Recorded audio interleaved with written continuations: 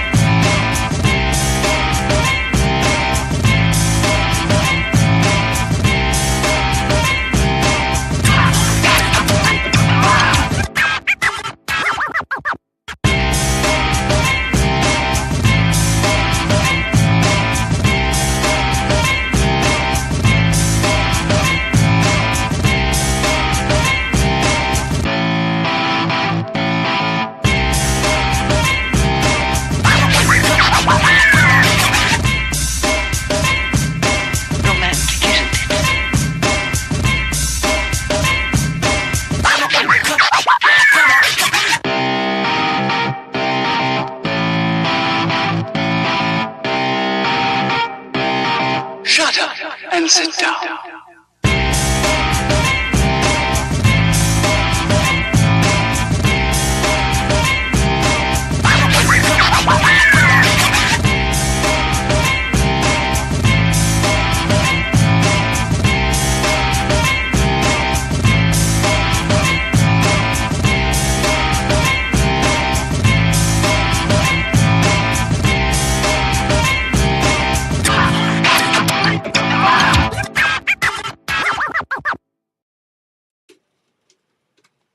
Time to make the donuts. Dunkin' Donuts are always fresh.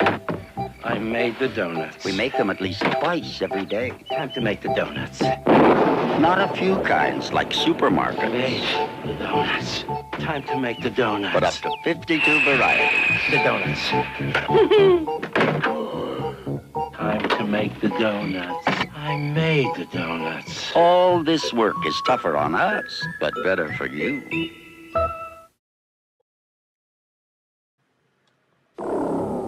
This is drugs.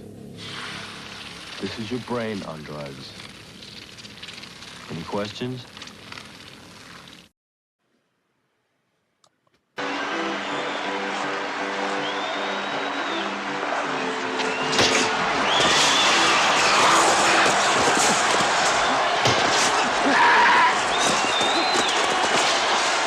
And there's no one to stop it because there are no officials on the ice. What has come over the Charlestown Chiefs?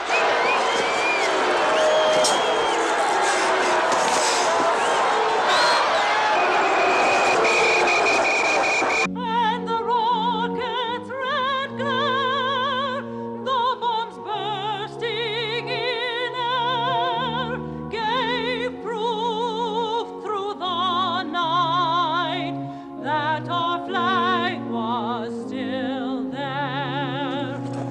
Got my eye on the three of you guys. You pull one thing, you're out of this game. Now I run a clean game here. I have any trouble, I'll suspend you. I'm listening to a fucking song! For the land of the free. 2 beers, bartender. I'll take 2 beers, too. Well, things seem to be getting better around the country. I don't know. We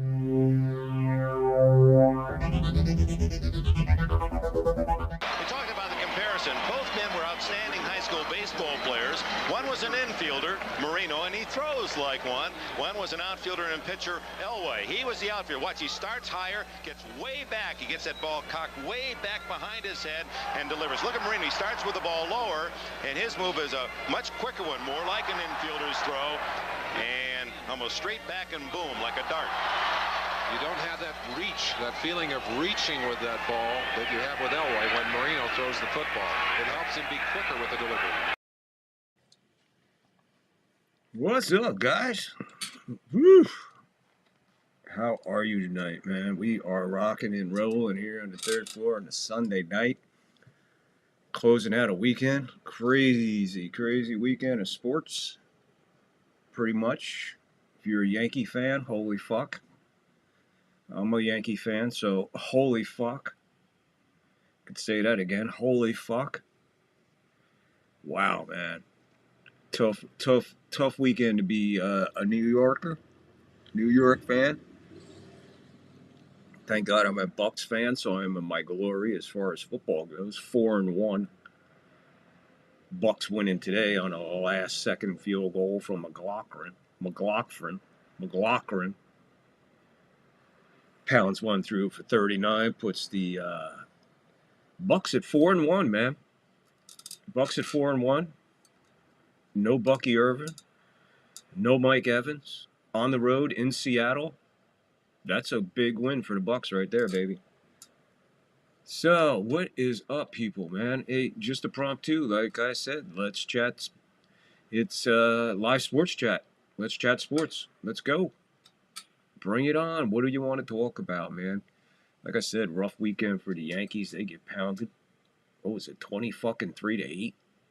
Fuck, man, that's a shellacking and a late fucking touchdown with a fucking 2-pointer. All right, let's get you up to date here. I got right in front of me. I have mid-8.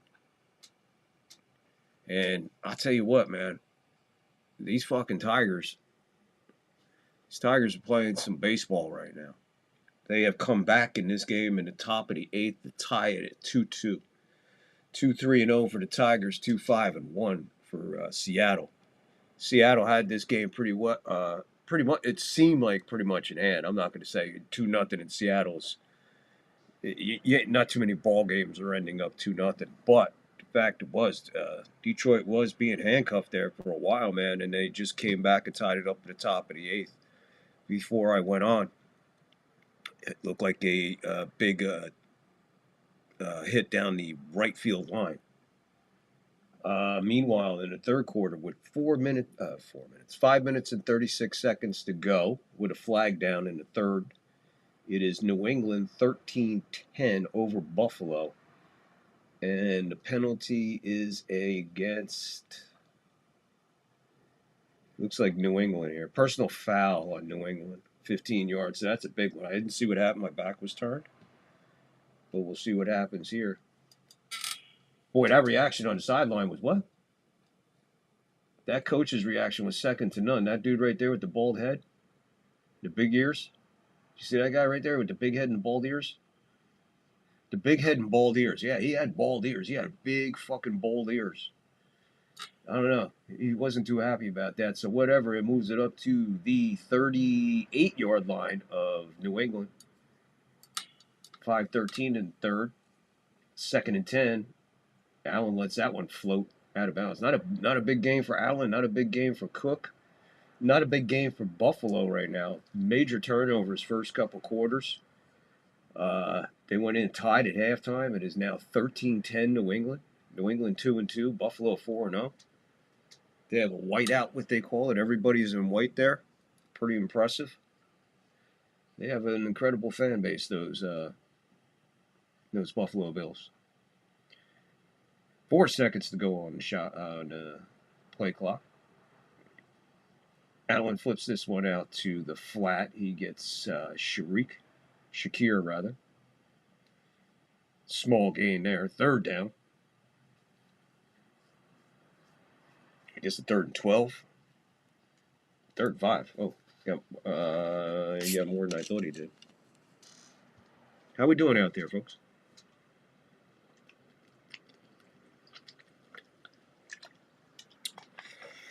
This is your show, guys. Get in the live chat. Chat it up. What do you want to talk about, man? Get in there. Get live. Get alive. Get live. Let's go. Pass over the middle. Wide open. Who is that? Is that Kincaid? Because I got him tonight, if that's the big guy, Kincaid. I mean, he landed on his thumb. Is he all right? You know, it looks like he's holding his pinky a little bit. Let's see who it was. I thought it was Kincaid. Big gain here.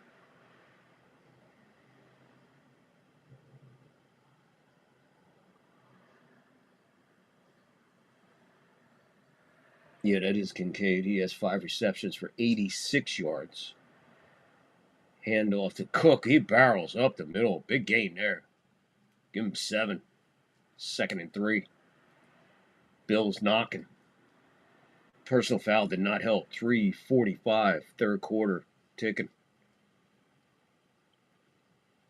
2nd down. And 3. Like I said, he barreled for 7 on that. Meanwhile, back over here, no outs, nobody on. Bottom 8. 2 balls, 2 strikes. Arozarena? Is that how you say his name? Whatever the fuck. Finnegan's pitching for Detroit. Zararina. You know who I'm talking about. Does this guy have a first name? Well, anyway, he struck out. So good. I don't have to worry about it. First strikeout for Finnegan. Another flag on the play over here. It's offensive pass interference. Repeat 2nd down. Number 10, Shakir on that. 3 minutes, 15 seconds. Clock frozen at the penalty. New England 4 for 40. Buffalo 10 for 80 on the penalties. It is 2nd and 13. Bills have the ball at the clock is running now. They have the ball just almost touching the 18-yard line. No, I mean the 19-yard line. Almost touching the 19.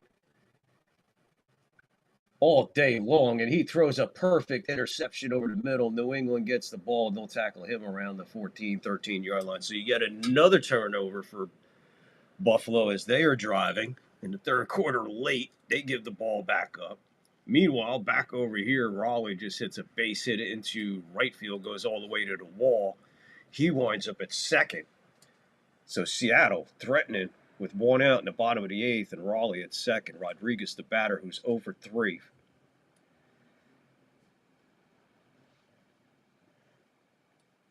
And they're going to a break on the football strikeout pop-out line out for Julio, 0 for 3. Finnegan to righty on righty. Raleigh off second.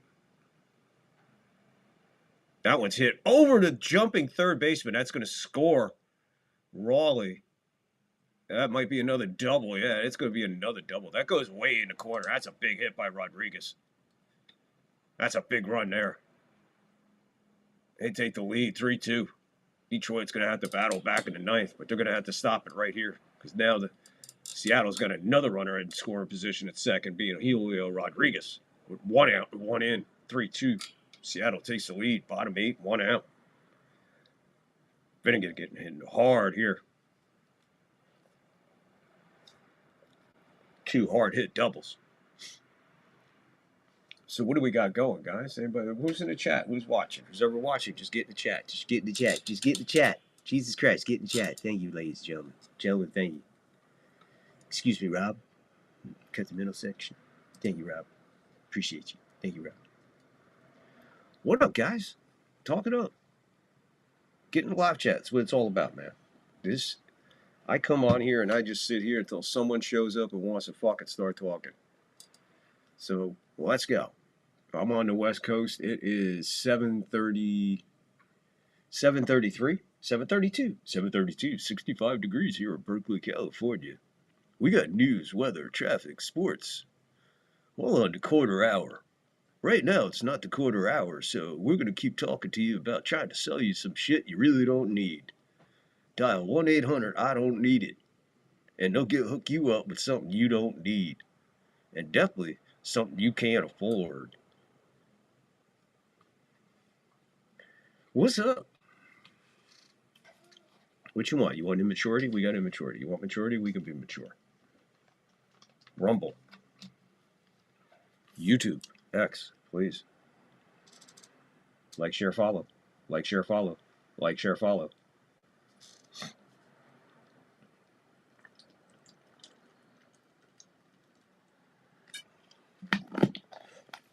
That interception's all on Josh Allen, man. I don't know why he threw into fucking I mean, not only was it double coverage, it was fucking like a sandwich.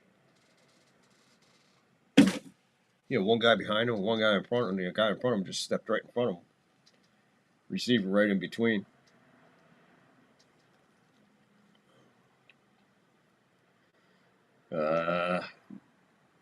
Diggs a little fired up. His first game home as a Patriot, no longer a Bill. There's a hit towards shortstop. He's going to dance on it. First and third now with one out in the bottom of the eighth and a run in. Defense not helping Finnegan here. May throws out of his end zone. I don't know who this guy is. Who's this guy? This guy is number 8. Catches it. Starts to take off, but does a 360 because he has to spin around and catch the ball again. And then spin around and lose yardage. So number 8 gets the reception. Gets the reception again. And then winds up with a...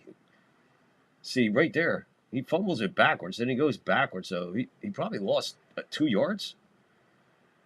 Yeah, they give him a gain of 3. He had it looked like he had initially about 4 or 5. Maybe 6 yards. May back. Pocket collapses. He's being in pursuit. He fires one on the sideline. What do they rule? What do they rule? They're ruling a catch on the sideline. I did not see it. It was in a sea of white because Buffalo is all in white. Meanwhile, back over here with one out in the bottom of the 8th. Runners at first and third. 3-2. Seattle. Detroit ties it up. Seattle answers back. Suarez. 0 for 3 on the night. 1 ball, no strikes. Catch was good. First and 10 from their own 23-yard line. Flips this out. Short hops the guy. Threw it behind him. Couldn't catch it. 1 ball, no strikes. First and third. 1 out. 3-2. Ball low. So Seattle looking to get a split here. Something the Yankees failed to do. Detroit catching that first game. Big game. Still in this one, though. They still got the top of the 9th. See where they're at in their lineup. But right now it's only 3-2. But first and third, 1 out. Double play needed here. Pitch. He's down low again. He's 3-0. 3 straight balls to Suarez. May out in the flat. This is going to be a gain of about 7. Maybe, 7 we'll give him. Maybe 6. I don't see where they're spotting it. It's a mess over there on the sideline where the tackle was. It's a third down either way. Strike 1 to Suarez. 3-1.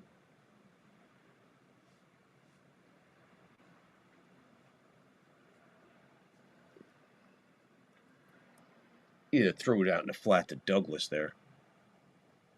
3rd and 3. Gain of 7. 3-1. Foul behind the plate. Full count. That one's caught past the sticks in the gain of about. See where they mark it out. Diggs ran out of bounds. Looks like a gain of about 14, 15 yards. It was 3rd and 3.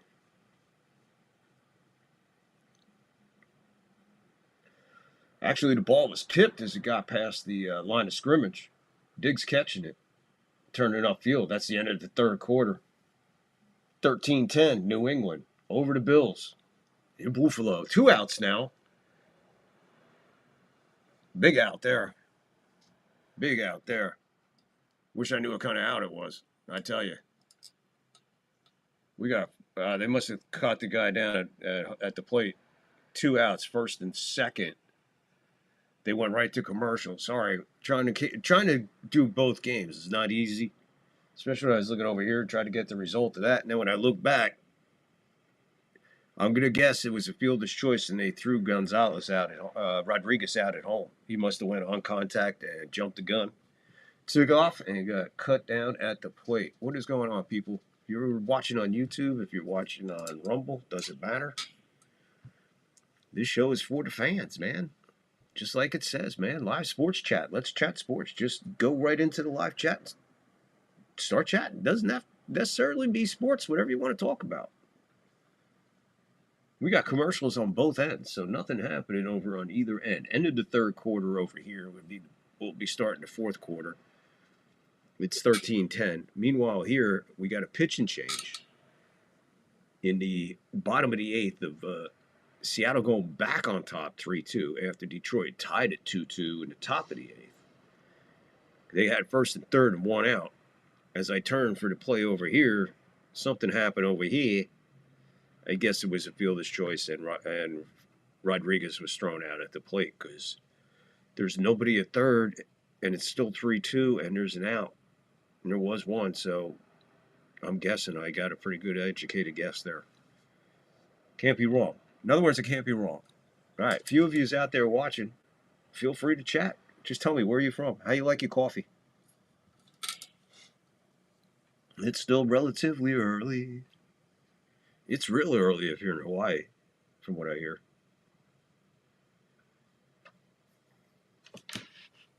So what is happening, people? Ladies and gentlemen, boys and girls, children of all ages, how are we doing out there? Is everything okay? Let's see. Is this working? Let's see. Is this working? Let's see. Is this working? How you doing? Welcome to the third floor as we're bringing you a live sports chat. Let's chat sports.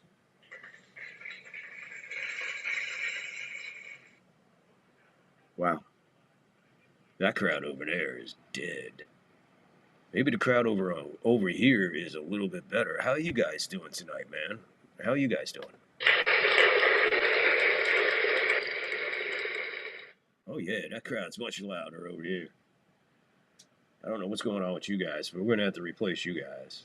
Because you guys, you're not doing too good over here.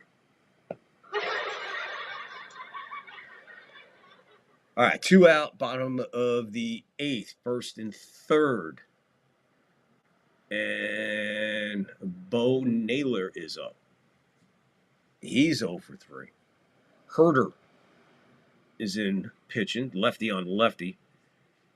Yeah, he went a little bit. Yeah, I'd say he went on that one. Yes. Actually, this looks like this looks like that fucking whatchamacallit? The umpires with the fucking with the rat ears. Remember those guys getting in the Yankees? That fucking weird looking dude with the glasses and big ears that fucking threw Boone out of the game. Remember that guy? What series was that? God, I can't remember. There he is. There he is. He's at second base. That's the dude with the big fucking ears and the weird glasses. And his twin brother, the black guy, over at third with the fucking same fucking. They look like rat. Their heads got transplanted from like fucking humans. Took their human head off, put a rat head on it.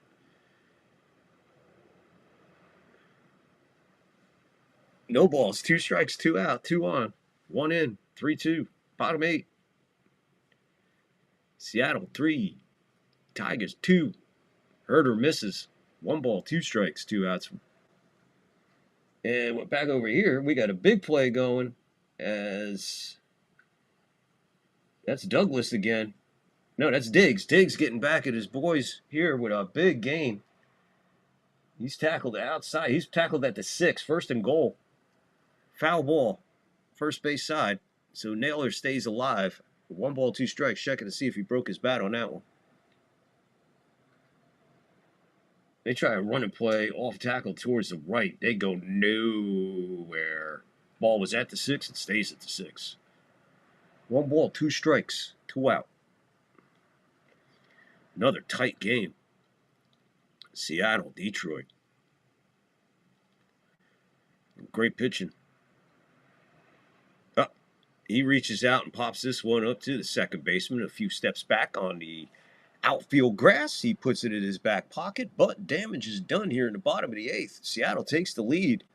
3-2. We're going to the top of the 9th. McKinstry, Baez, Meadows. Touchdown. Stevenson. Stevenson goes in, 11 plays, 90 yards. 5 minutes, 41 seconds. 90-yard drive by New England. He's going to go off tackle again, or let's see which way is he going here. Oh, man, that's a beautiful play. Everybody went right. They threw a he flipped it out to Stevenson for the run in. Nobody. He went in untouched. It's 19 to 10. 12 minutes, 10 seconds to go in the game. New England 20, Buffalo 10. New England taking it to Buffalo in Buffalo. That is not an easy task. How are we doing? Nobody wants to talk tonight? Really? This time? Last time we were here, man, we had some people that wanted to talk. I guess nobody wants to talk. Well, free not to talk. Feel free not to talk. We'll just sit here and wait for somebody's going to want to talk. Seriously. Process of elimination. Someone will come on and want to talk. I probably won't want to talk to them, but I'll talk to them anyway. At this point, we'll take a troll. Have fun with trolls.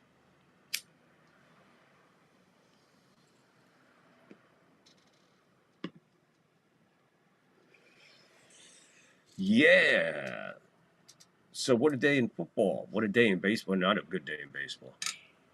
It's a half a good day in baseball because these are good games. 3-2, top of the ninth. A lot of pitching. Good defense. Yankees are in trouble, man. Excuse me. So I wonder what a lot of shows are going to do in a couple days if it goes sour for the Yankees. What do you think? So many people out there with a one-way show. What happens? Can you keep it going for the Yankees for 365? If you're good, real good, show has a lot to offer. You might have to pick it up with some interaction with some other people. Maybe get an interview out there or something. So YouTube. So Rumble, YouTube. How we doing out there tonight? Please hit the like. Please hit the follow. Please hit the share. Numbers are good. We just need the likes to hit the numbers. The views are all good, but we need the likes to get them to equal that, man. The amount of people that watch and the people that just either don't hit the thumbs up or don't subscribe, but they're here watching. You know, the whole show too. I mean, why not like it and sub it if you're here that long? Taking a chance, just flipping around to see when we can get here. Hey, Sax's Hockey Cards is first in the house over here on YouTube. What's up, Bubba? Fucking A, man. USA Sports. I'll talk. Yeah, you want to talk? I'll talk any kind of sports. We'll talk about cross-country fucking if you want. So, this is fucking kickoff shit is so weird. All right, he takes it back. He's out to the 20, 25, 26, 25, 24. See where they spot it. They have three choices, the 26, the 25, or the 24, because his body was bent each way. Is that you sneezing? My cat sneezed, in case you heard my cat sneeze. Yeah, is this crazy, Texas? I just saw them. They just went on. Dude, 90 yards. They just drove 90 yards on the Bills, bro. They went 90 yards on the Bills, man.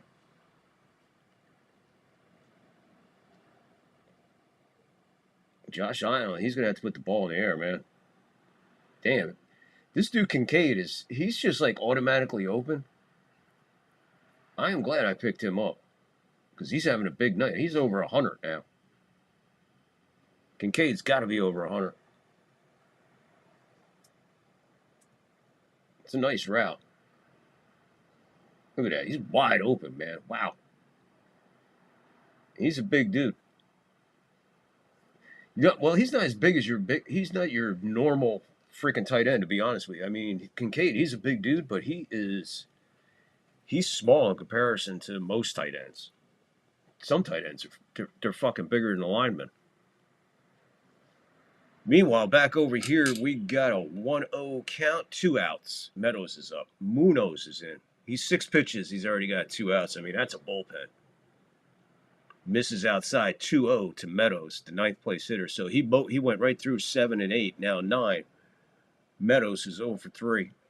Gleyber Torres on deck, 1 for 3. Flag on the play, roughing the passer on New England. So that's 15 yards. It's not. I don't know. I mean, what's fucking football all about, man? Yeah, he took a shot and he landed on it, man. Big fucking deal. But that's what it is. The guy's whatever. I don't know. That's a little cheesy. 5 for 55 and 10 for 80. That's your penalties. New England 5 for 55, 15 right there. Respot the ball. 11:06. Clock is halted.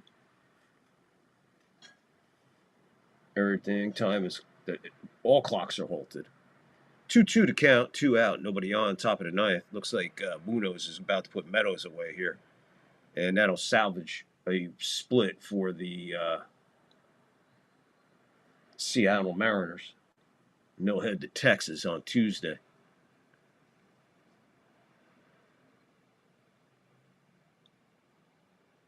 There comes a late flag on a late hit, 11:01 fourth quarter. So the Bills are driving with the aid of a flag. This is the second flag. This will be the second 15-yarder. Cook was down. I'm guessing the guy from New England hit him while he was down, thinking there was a fumble or something. Because when Cook hit the ground, he turned like he was getting ready to flip the ball back to Josh Allen. That's when he got rocked.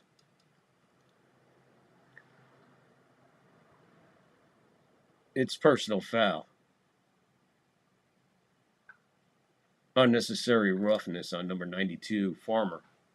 So like I said, here's the replay. He's coming from the outside. He is unblocked, and he just mauls through there. Landry came unblocked. Absolutely nobody blocked him, and he had him down. And then Farmer just came in and laid out fucking Cook long after the play was over. And Vrabel's scratching at his dome. 6 for 70 now, so they're catching up to Buffalo as far as penalties. Ball at the 25 of New England. 10:50 and counting, fourth quarter. Allen back. He's going to rush up the middle. He'll get, about 4 yards. Maybe fell forward for 5. Pixel, what's happening, man? Tigers just ended. It just ended 3-2. Munoz got Meadows at the last out. Just ended literally just now. 3-2. So 1-1 going to Detroit. What's up, Pixel, man?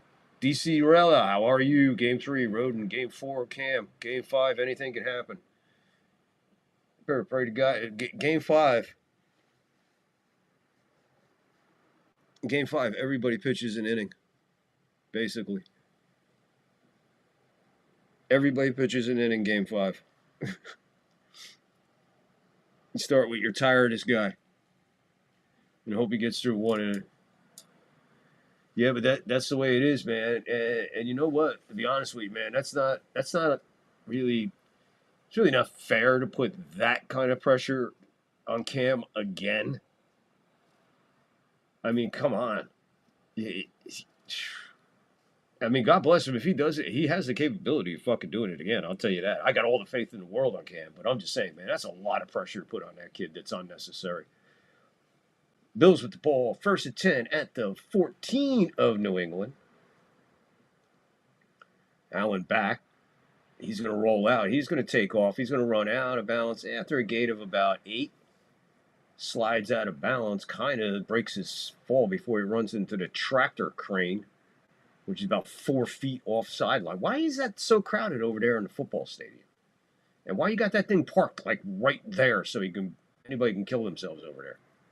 We're going under 9 minutes in the fourth quarter. 2nd down and 1 maybe. Pixelmon, you think, well, Rodon has no choice, and that's a lot of pressure to put on Rodon. What do you think?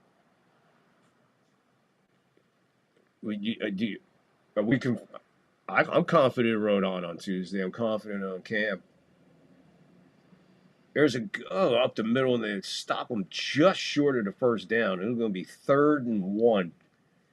We're at 8:30 and running. Bills down 10. They're going to have to hurry up here on the 3rd and 1. Get in there and get in there quick.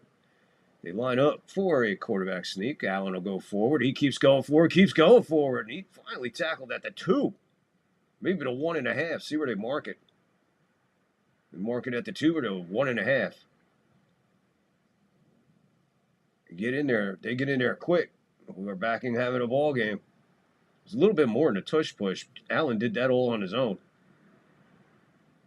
And it looked like Cook was there for a second pushing him, but the rest, man, everybody, he just found like a groove and a hole around the body. An old rook from rugby. That's what it looked like. And it just fell apart.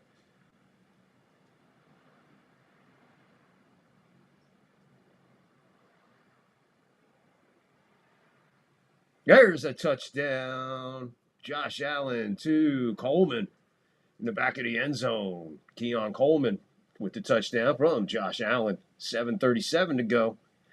Bills cut the lead. 2016 at the moment. Scoring drive, 8 plays, 74 yards.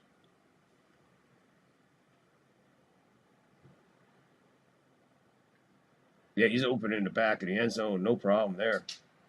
Like a lot of miscommunication in that New England back secondary in the end zone, especially. Back over here, we got the Mariners to beat the Tigers 3-2. Series tied 1-1. So that series tied.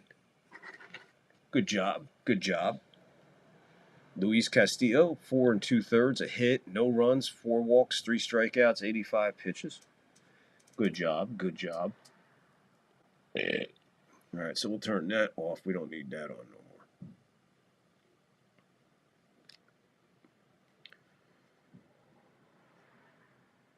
And we'll do that. There we go. What's happening over here on Rumble Land? Nobody wants to talk. They never talk in Rumble Land. They never want to talk in Rumble Land. YouTube's the only place that wants to talk. So what up out there, guys? Not tomorrow, Pixelmon. Tuesday. Tuesday, unless you're in London. If you're in London, I understand what you're saying, Pixelmon. But I know for a fact I don't think you live in London. So, yeah, we'll have to wait till Tuesday to... We got a day to breathe. Thank God. Yankees giving us a day to breathe. But you know what? Toronto's got to be super pumped. They're coming into our house. If they lose a game, it's not going to do anything of their confidence. Even if they lose 2 games, they know they're going back home. You want to go back home to Toronto in a deciding game with absolutely no idea who's going to pitch it for you? You're going to come back with Max Fried on a short rest after that outing? You have enough to trust Max Fried coming back on a short come back on a short rest to pitch a deciding game? You can't pitch Gil. You can't pitch Warren. Who are you going to pitch in Game 5 if we do go Game 5? Who's going to pitch? Who's going to pitch to win the deciding game against Toronto in a short series after getting massacred the first 2 games? It's a rookie from last year, a guy who has absolutely no business being on any playoff roster, no postseason roster. In Gil has no business being on a roster. 0.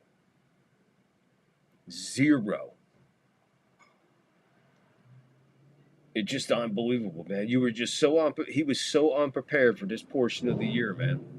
And it proves it. Again, that's Boone and Cashman, not fucking figuring the shit out when they had the chance to. You know, with that thing called the off season.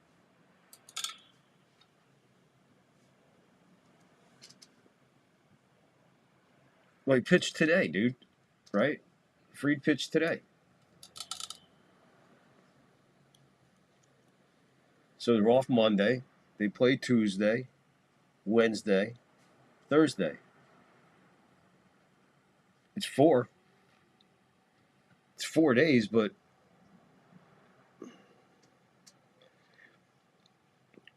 the regular rest is 5 because you got a 5-man row. Now you got to go 4, but I don't trust him coming back.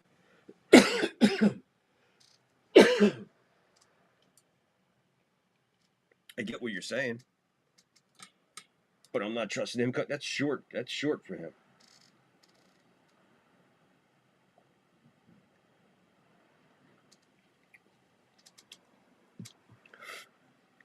Not only that, Pixel.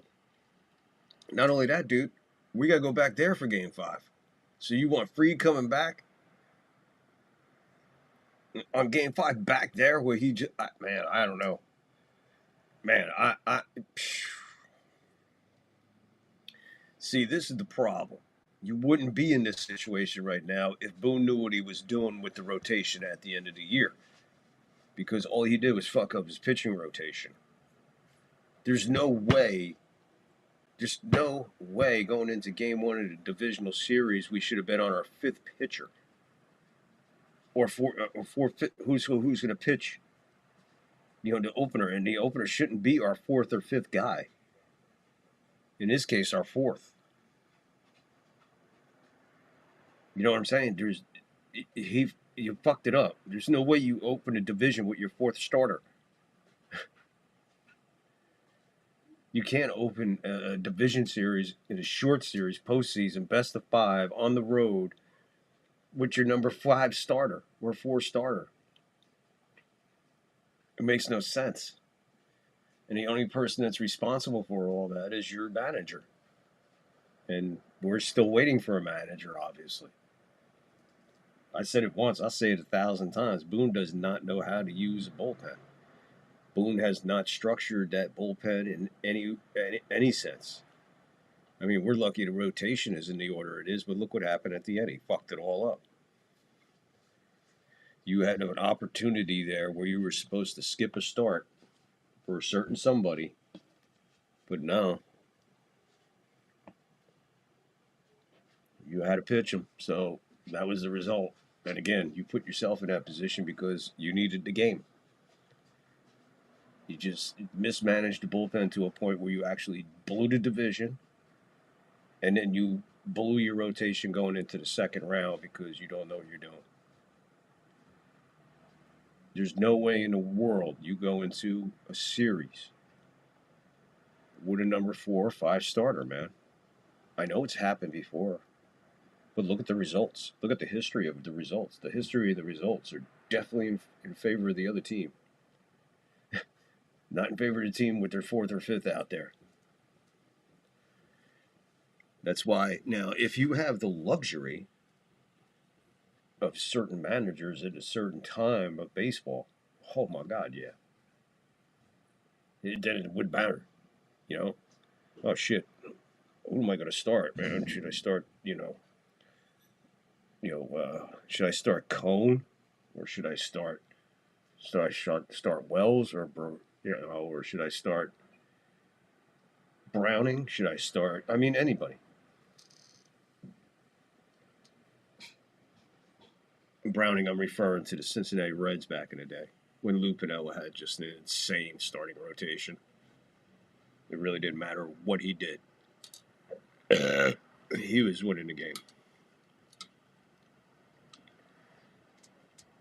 You know what? Rogers Center, I would agree with you, is a shitty ballpark. And the main reason it's a shitty ballpark is because it's in Canada. And Canada pretty much sucks. Pixelmon, I can't agree with you more. Boone just sucks in general. Well, wait.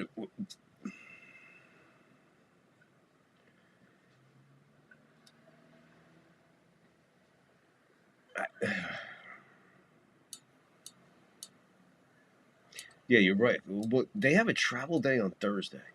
So Friday. And then when the division series, the league series doesn't start till when? That Monday? I don't know, man. This schedule's weird. I don't know. Yeah, Free would be on regular rest. That's right. I forgot about the travel day.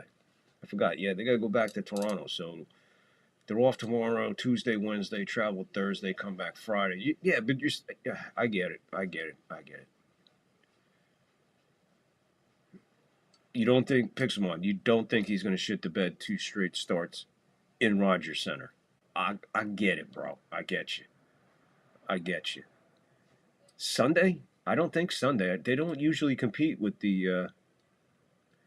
They usually don't compete with the NFL. So if Game 5 is on Friday, that means Saturday, Sunday, Monday, start Tuesday. It's 3 days off for everybody, kinda. Be a fresh start to all that because that's as far as the series can go. They all can go on. All the series end on Friday, right? Because of the day off, and then they have the odd, like tomorrow's National League Day, then Tuesday's American League Day and National League Day. I mean, and it's fucking crazy. Dennis, how are you, my friend?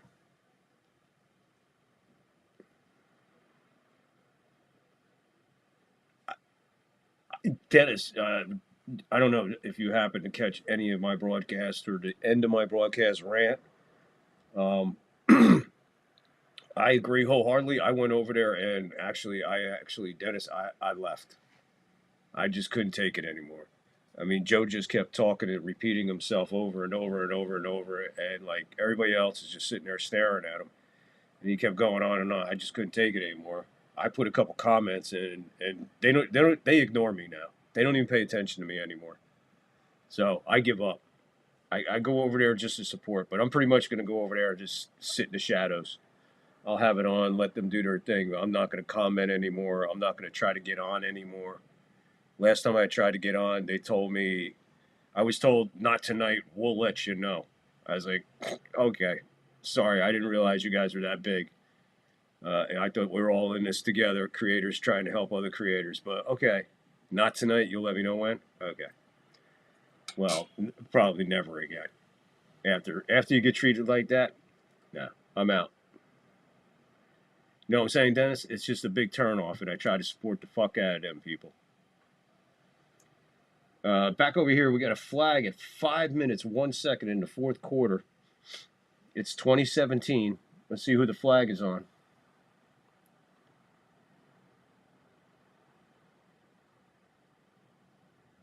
Who, me, Pixelman? Oh, I'm talking about one of the other channels I support.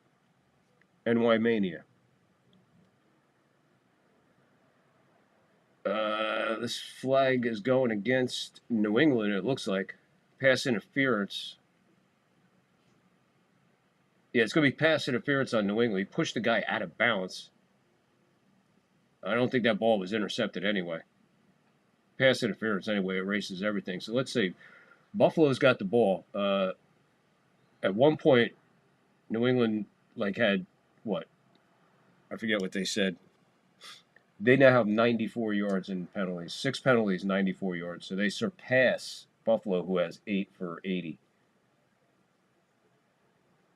Josh Allen scrambling around. Pump fake. He takes off. Pump fake. He dashes, and runs out of bounds after about 4-yard gain. 4:52, fourth quarter, second down.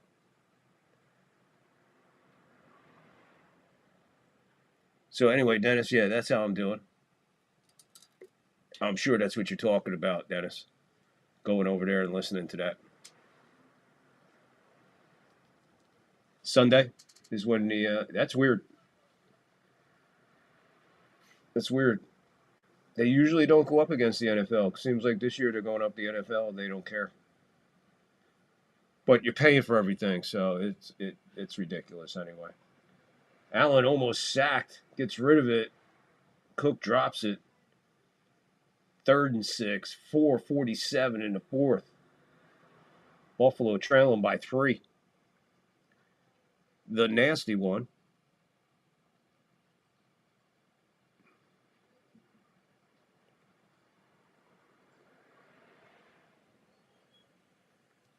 I get you the nasty one. You know, there's I'd like to hear from Evan. I can't hear from Evan. Hardly ever lets Evan talk. Anybody else, But big catch there by Coleman right at the sideline. Did he get out of balance? No, he didn't. Clock's still running. A little bit of urgency. 4 minutes, 30 seconds to go. Huge pass here on the sideline. What a catch by Coleman. But he did not get out of bounds. Give it a catch up. Give you the hold up here. Hold on. 4-12 and counting. Right at the New England 40. Hand off to Cook. He goes up the middle. Gets about 3. Be second down and 7. 4 minutes under. Just under 4 minutes. 3:55 and counting. 15 rushes for 49 yards tonight on the ground for Cook. 2nd and 9. They only gave him 1. I guess I saw the wrong guy with the ball.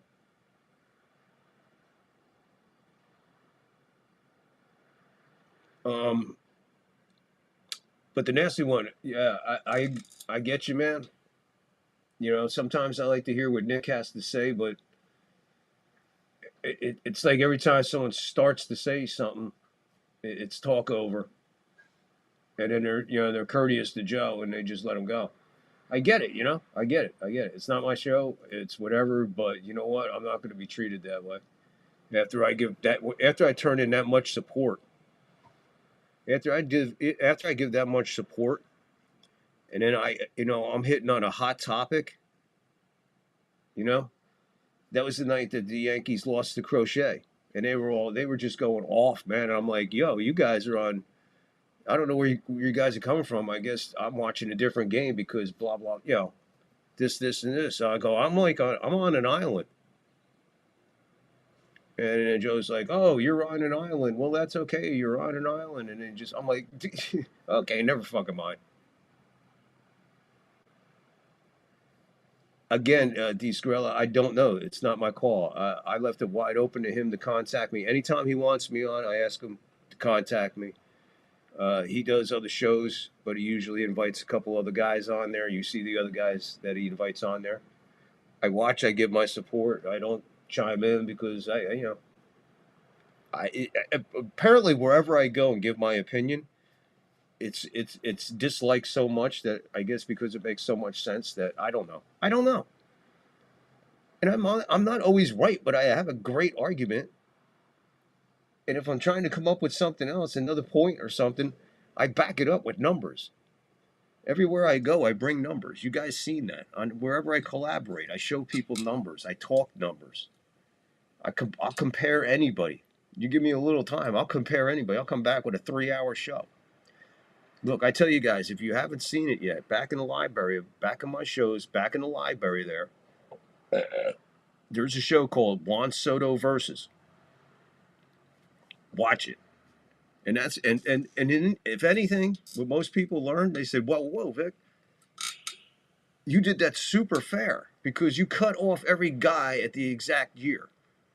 You have to go see it, but that's how it is. You want to put guys up and say they're the greatest this, they're the greatest that. Like everybody was talking shit about Aaron Judge in the postseason. Aaron Judge in the postseason.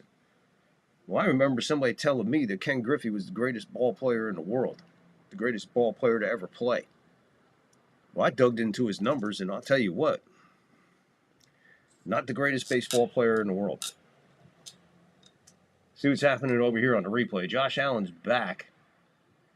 He rolls out to his right, waves everybody around, scrambling around. He throws across field, and that is knocked down. So they're going to have to settle for a field goal with 2:21. Clock is stopped at 2:21. Both teams, full amount of timeouts. 4th and 10. 45-yard attempt. The snap, kick, it's up. Oh, it's dead center. Whoa, fades a little bit. Oh, faded a little bit, but it's good. 45-yarder is good. 20-20. We're tied at 2:17, fourth quarter. So we'll have the 2-minute warning. Both teams have a full lot of timeouts, 3 apiece. Buffalo crowd they're not as giddy as they are.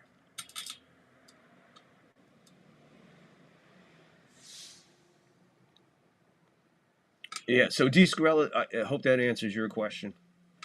Again, that's up to NFE. I don't know what else to say. I really don't. I offer these guys all the time. I offer these guys all the time. You know, you want me to come on? You know, I'm not always on the same page, but you know, this and that. Yeah. We'll let you know. We'll let you know. And then when you reach out while they're on the air, and I'm hitting up somebody in a direct message and saying, "Look, dude, this you want content? You want a good show right now? You bring me up. Bring me up right now, man, because I'm opposite everybody. This will be great. This will be a great argument and great content. For one thing, I have respect, and I'm going to be respectful here because I know what kind of show it is. But this is the ultimate opportunity because I have to keep it clean. I have to keep it clean. I have to keep it straight. And I have to keep it precise. So I come at him like a knight, you know, flashing the armor. Here I come, man. I think Joe is a great dude and doing everything he can to make the channel grow, but he's going to have to tweak some things to get more collab with all the panel, differences of opinion, etc. Dennis, I can't agree more. Dude, one of the reasons I have this show, I just came out, I said, you know what, I got to go on and just do something. I don't want to do a pregame, postgame, and all that other shit. So maybe once or twice a week I'll just do something. And, you know, as a matter of fact, I was talking to my wife. She goes, why don't you just do a live sports chat? And I went, so there you go. The wife named this show. She came up with the idea. Live sports chat. Let's chat sports. This is the 4th installment. I hope it catches on. But I leave it wide open. We could talk about anything. I really don't care. This is the 4th one. You go back, you'll see this show slowly progressing into something. Right? I came in the beginning. I was sitting here by myself for 10 minutes. I don't care. I was just talking like there's fucking a million people out there. Sooner or later, there's going to be somebody watching. So what I'm going to do? Just sit there and go and wait till somebody? No, you just go. You just talk. You have to talk like you're talking to a million people every time you hit live. So this way, one day when you are talking to a million people, you're already prepared for it. And Dennis, I get you, but here's the question: what are they going to do after the Yankees? What's he do? You know, if the Yankees get knocked off later this week, or even if the after the Yankees win the World Series, what are you going to do after that? What are you going to do until spring training? You know, it's not easy to carry one team all year long and maintain an audience and everything else. I mean, it's possible, but you're going to have some great content. You're going to have some, you know. I watched a couple interviews, and now I just don't watch the interviews because it drives me crazy to watch the interviews. I'm like, that's not how you handle an interview. That's not how you interview people. So much. I'm done complaining about it. I'm not even complaining about it. The point is, these are things that help other channels grow, and this is what helps other channels realize what their mistakes are and shit like that. That's why I go listen to other people. That's why I listen to other guys. You know, smaller channels like myself. I listen to the bigger guys. You know, you get a base sometimes I'm listening to the bigger guys, and they're basically almost echoing what I'm saying. But that's besides the point. But yeah, Dennis, I understand what you're saying.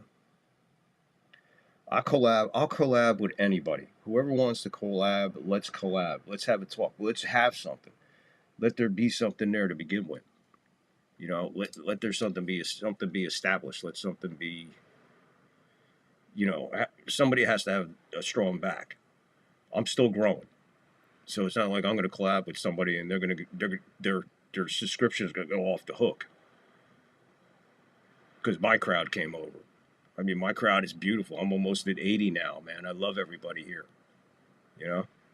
And I would encourage all 80 to go onto somebody else's and flood it. All right, but I still have to grow. I need more. I got a long way to go. I mean, Joe's already there. What do you say, 5.5 months? So that's about just a little bit over 100 subscriptions a month. But when you got guys like, you know, Niven, constantly promoting your channel, I guess, yeah, after a while it's gonna do that. You know? And then he's another one. I support the hell out of Nathan on X. None of these other guys are on X. Evan's not on X. George ain't on X. Joe ain't on X. Nithen's the only one on X. I'm on X. Chef Nick's not on X. The new guy they got on there, I don't know his name. The new guy, he just popped up out of nowhere. And he's right on the panel. He's part of the team. He shows up one time in the chat or a couple times in the chat. Next thing you know, boom, he's on. New member of the team. I'm like, really? Okay, that's cool. I can't even get on the air to collab with you, but you're adding new members. All right, whatever. Just another guy that's not going to be able to talk.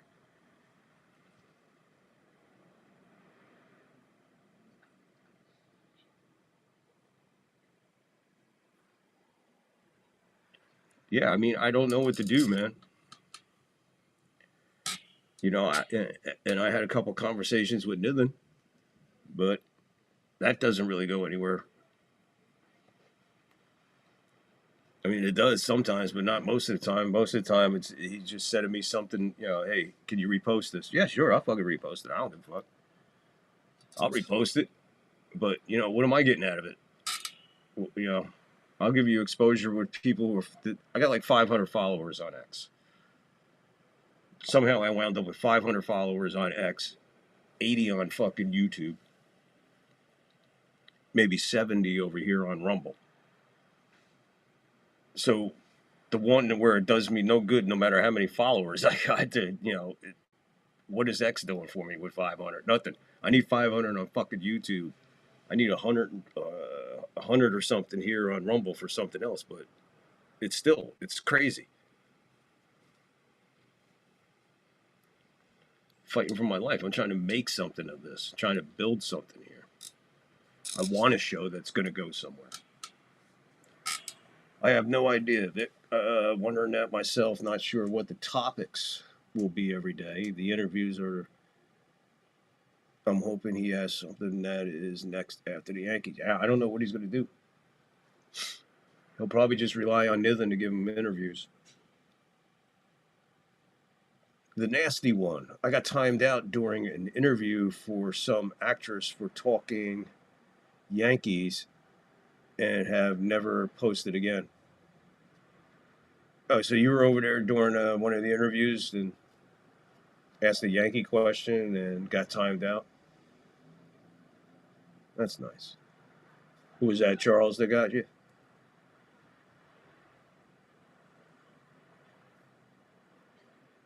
D. Scarella, I answered. Did I answer you, D. Scarella, about strike zone? Yeah, yes, I did. Again, that's up to him. All right, I'm all caught up there. So, but yeah, man. So what else you want to talk about? We can talk about we're talking about anything. It's all cool. Appreciate you guys for hanging. Appreciate y'all. Appreciate everybody for hanging out, coming out, and chilling out on a Sunday night. 8:21, Berkeley, California. 62 degrees. I believe that's what it is. 1 minute, 13 seconds to go in the fourth quarter. Second down for New England. Buffalo has one timeout left. 2nd and 5 for New England.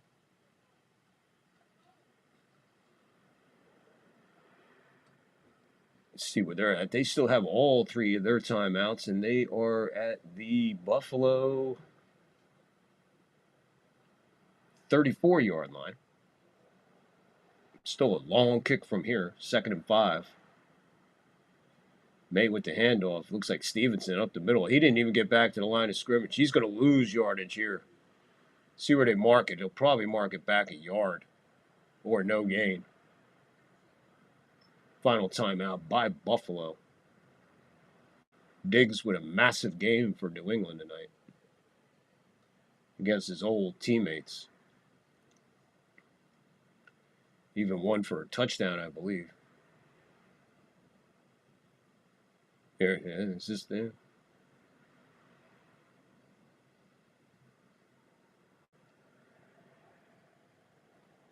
"12 targets, 10 receptions, 146 yards, no touchdowns." I thought he did.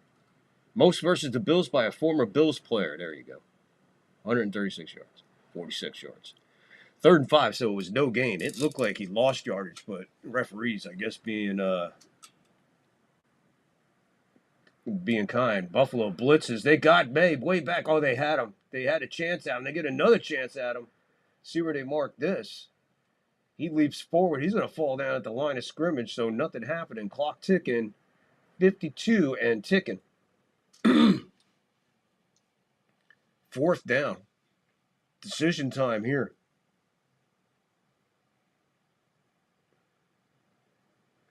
No timeouts for Buffalo. 3 timeouts for New England. They still got the ball. I'm trying to see where they marked it. If kicker getting loose right now. Andy Regals.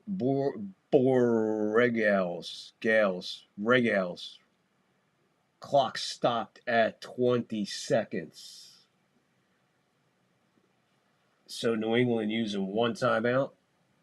Their first timeout at 20 seconds. 4th down.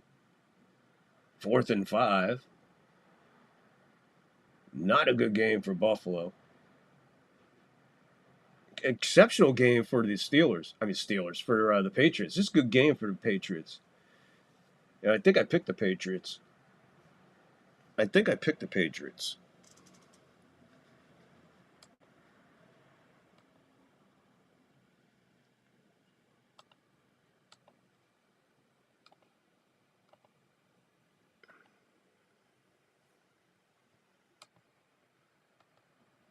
Kick is up. And the kick is good. 15 seconds left. It's 23-20.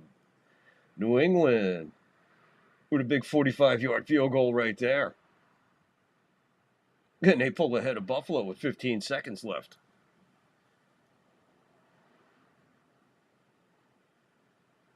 Yeah, there you go. Yeah, we did. We picked the Patriots plus 7.5. We can't lose. Game's ours. You're fucking genius. 49.5 over under. What's the score?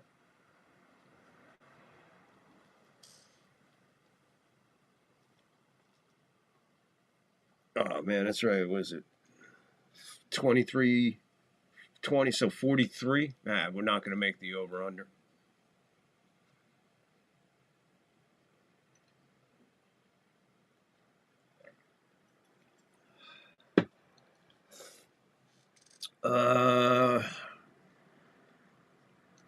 Yeah.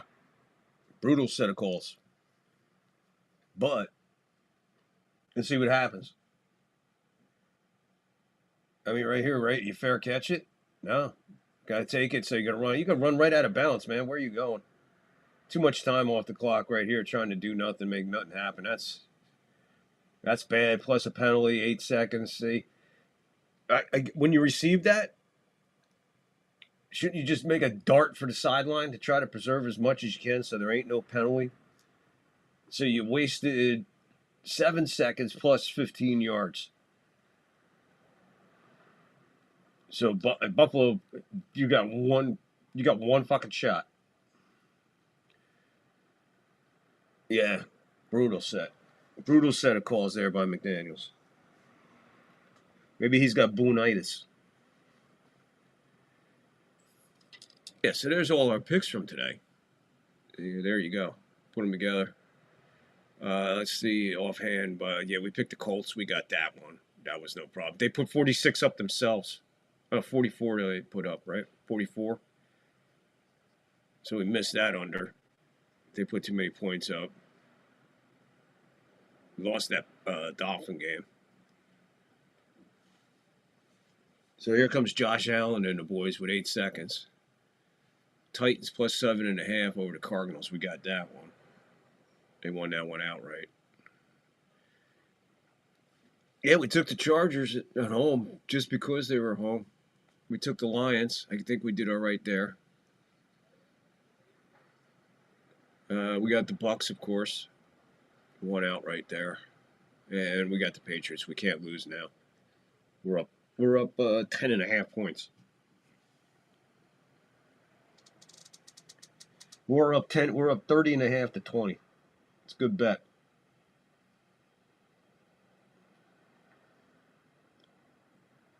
That's it.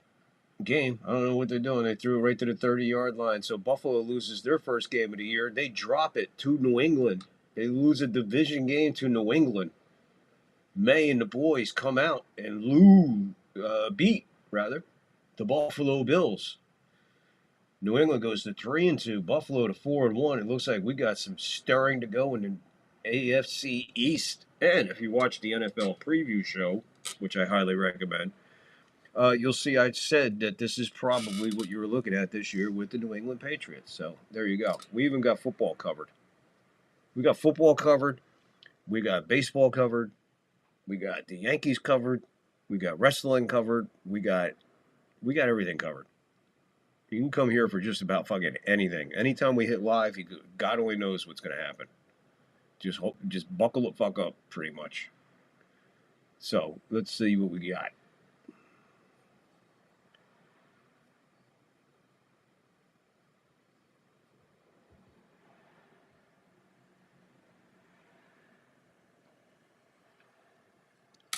I do that, Dennis. I got that show, my NFL Weekly show, where I make my picks.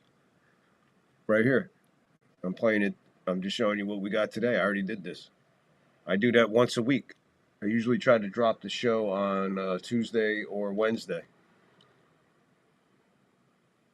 Yeah, I drop it either on a Tuesday or Wednesday or Thursday morning. I try to get it on before the Thursday game. I invite people on. Like when I'm on live, I tell everybody just put your picks in the comments. If you watch it on replay, put your picks in the comments. Put your picks in anything. So Tuesday, Dennis. Tuesday. I'll tell you what. Tuesday's the Yankee game.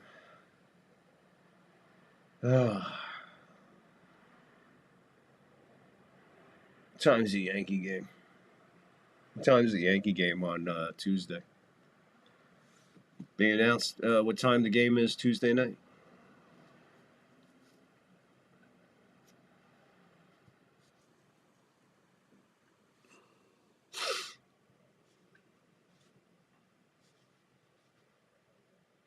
.508 here, so that's 8:08 or 5 o'clock. I'll put it out before the Yankee game on Tuesday.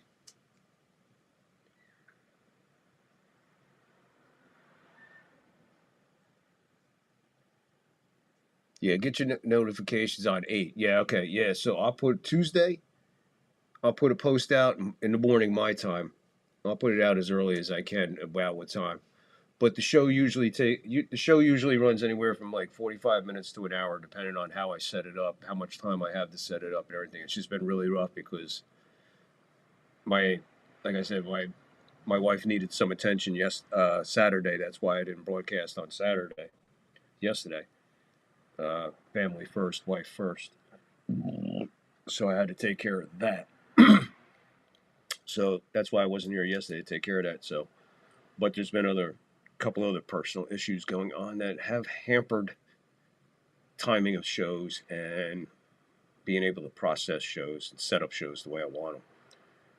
If I can't get a show out the way I want it, if I can't get the show out the way I want it to present to whoever's here watching, because it's important to me to make sure I am giving full content, I'm entertaining people, I'm keeping people interested in it, I'm keeping people coming back. Most of all, I gotta get people talking and sharing the show, getting the word out about it. I think the more people we get in here, the more fun we're gonna have, the more open the show is gonna be, the more crazier the show will get, the more expanding the show will get. You know what I mean? Like right now, this chat that I have, it's a fucking amazing chat. You know, I was always worried about what kind of a chat I'm gonna have, you know? But this chat kind of reflects me in a way, and that's cool to see. And most people know that, you know, we're cool, we're wide open here, as long as we're respectful to each other. That's all I ask. You know, just be respectful to each other in the chat and around, and Just when you go somewhere else and representing here, you do it with respect. That's all. Just respect other people's places. Here's different. Here's kindergarten, basically. This is kindergarten, basically. But we have a rule. Just don't smack. Keep your hands to yourself, basically. Don't smack the other kid. Don't be stealing his lunch. If you know what I'm saying. That's the only rule here. Be cool to each other. Be kind for no reason and love your fellow man.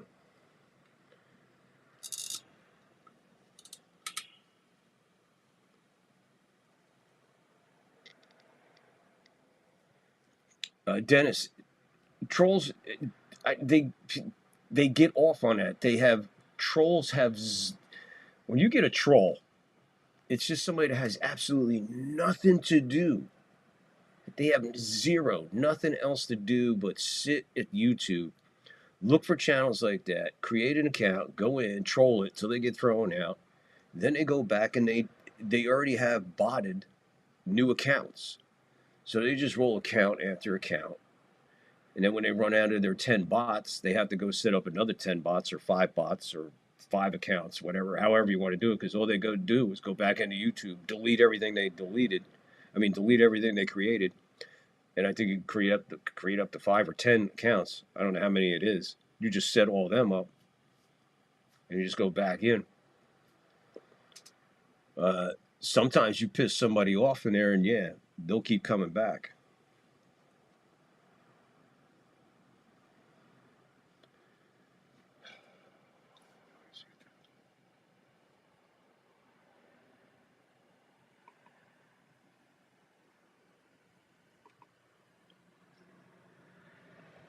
So sometimes when you get trolls, man, it's like you know, in a way, early on, it's not as bad as it is. You know what I mean? It's not as bad as it is later on. Later on it could get annoying, but that's what you got. That's what you got.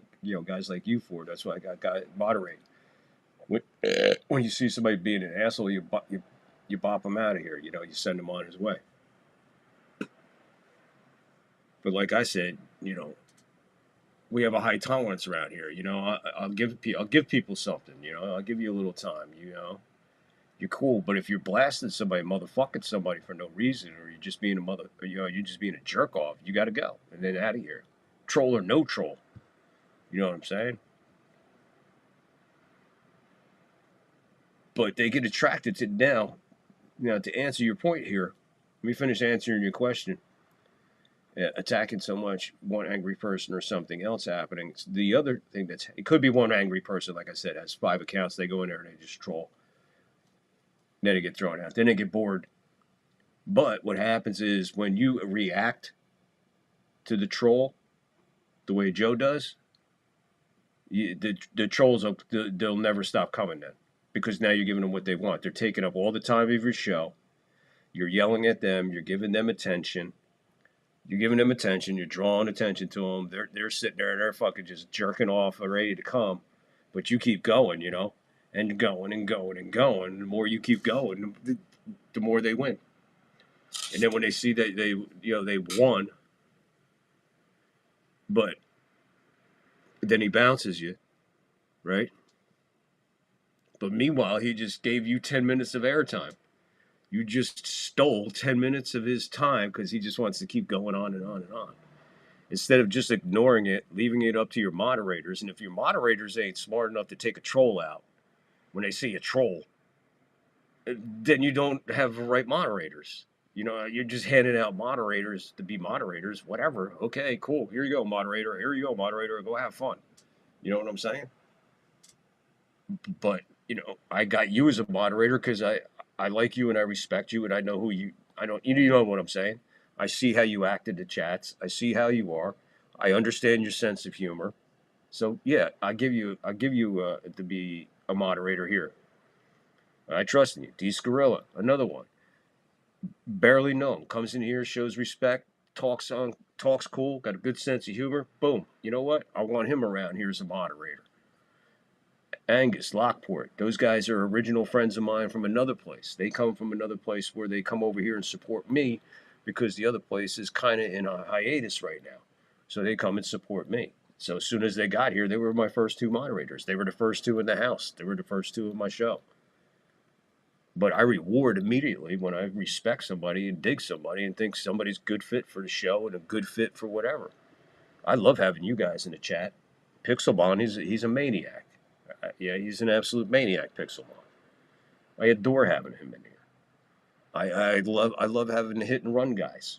Texas Hockey Cards, hit and run. Hey Vic, what's up? Boom boom. Yankee Kyle, hey, what's up, man? Boom boom. In and out. They hit the like, and they take off or they hang out for a while. At least they're putting something in the comments.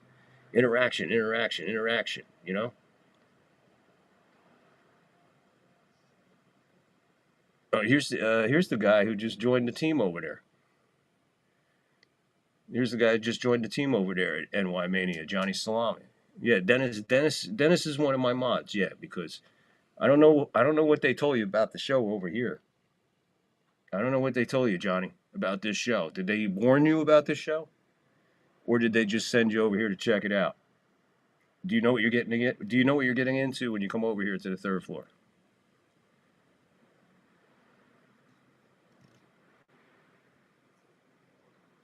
Yeah, I know that. He just joined the team. I seen that the other day. I seen him in and out of in the chat, and then he got Joe brought him up one day. He was getting ready to go home from work, or he's getting ready to leave work, head back into the city. I believe he does some kind of hospital stuff. I think he does some kind of hospital stuff, works with kind of chemo equipment or something. I believe it was hard to understand because Joe kept talking over him. But oh, you came on your own? You like my stuff? Oh, I didn't know you knew about my stuff. Well, I appreciate you being here, Johnny. Welcome aboard, Johnny Salami. Johnny, being this is your first time here, I appreciate you. Welcome you in. I just want to let you know we do have security on the third floor.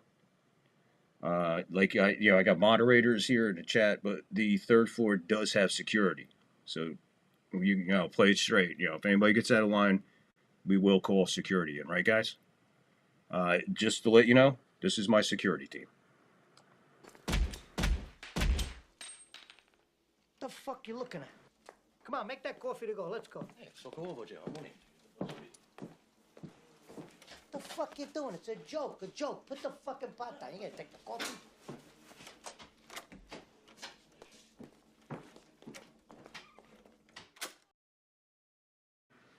All right, and they might not, seem like they know what they're doing, but they know what they're doing. Okay, Johnny, welcome aboard, buddy. Welcome to the third floor. I appreciate you coming in. Hope you hit the like. I guess you're subbed. You found us somehow. Appreciate you coming on. We're just talking shit, basically, Johnny. So whatever you want to talk about, just start talking away, and that's how we do it on the live sports chat. Let's chat sports show. That's how we do it. Yeah, Goodfellas is an absolute brilliant movie. Brilliant movie. Speaking of movies, what we do during our Yankee play-by-play, during the seventh inning stretch, we play a movie clip we call the seventh inning stretch clip, where we pay homage to an old movie or something like that, TV show or whatever. Throughout all the broadcasts of my play-by-plays, we do commercial breaks and stuff like that. We play stuff from the old days and shit like that. No, Dennis, you know what it was?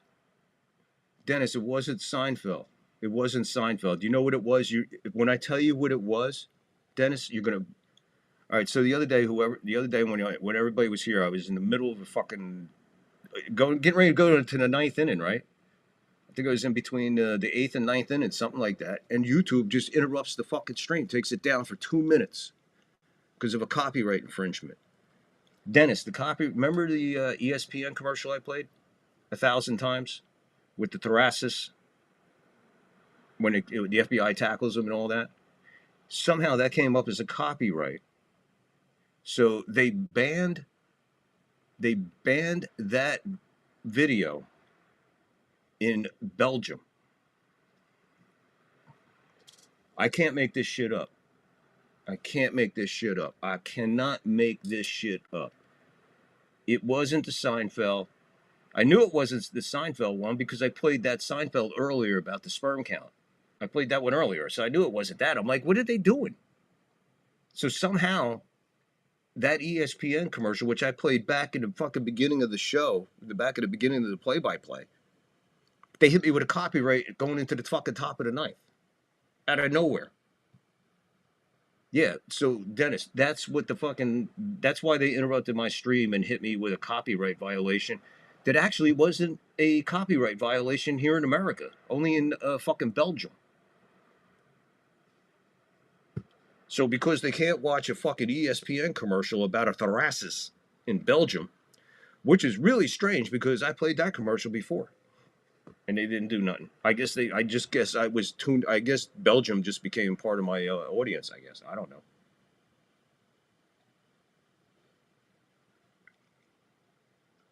Yeah, they banned it in Belgium, the ESPN commercial. No one has to report you.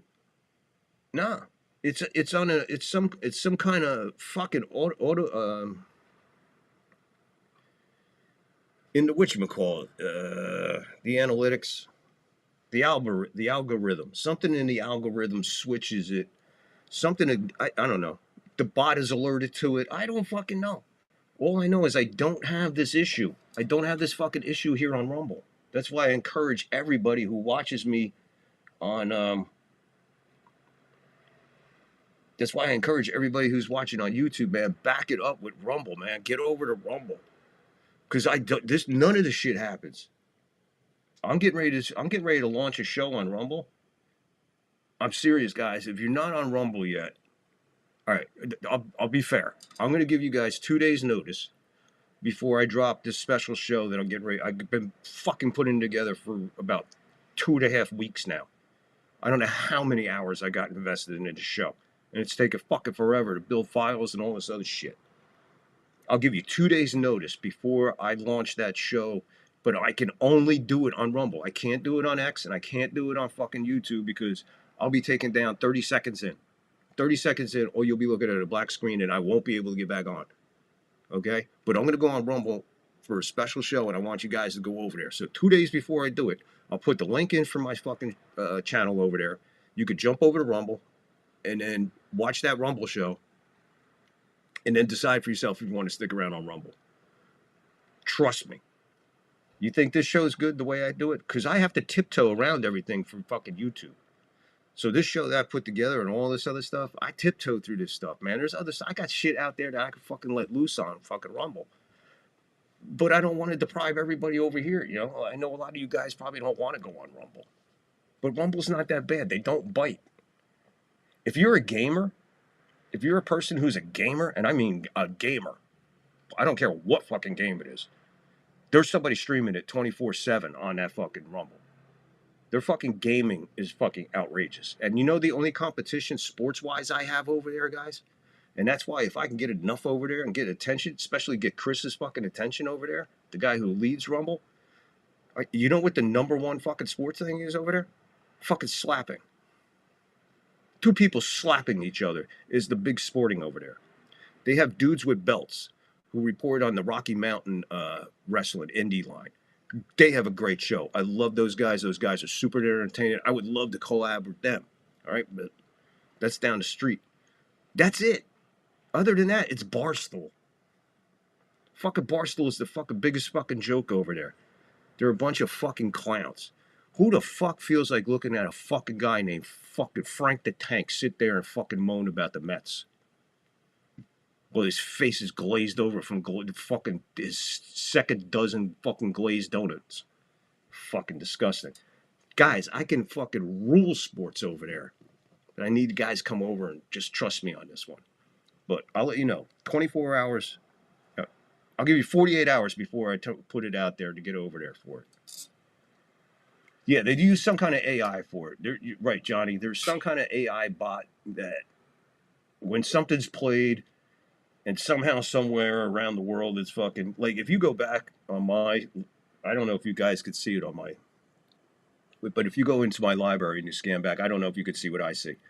But next to every single one of my play-by-plays, every single one of them, you look down, and it says copyright, copyright, copyright. I have a copyright on every single play-by-play, Yank. You tell me another show, you tell me another play-by-play, any team, any sport, that has copyright infringements. Every show, every play-by-play has copyright. Here. And it's only YouTube. Only YouTube. This shit is insane. I'm going to show you something. Here, I'll share this with you. Hold on. This is how fucking insane YouTube is.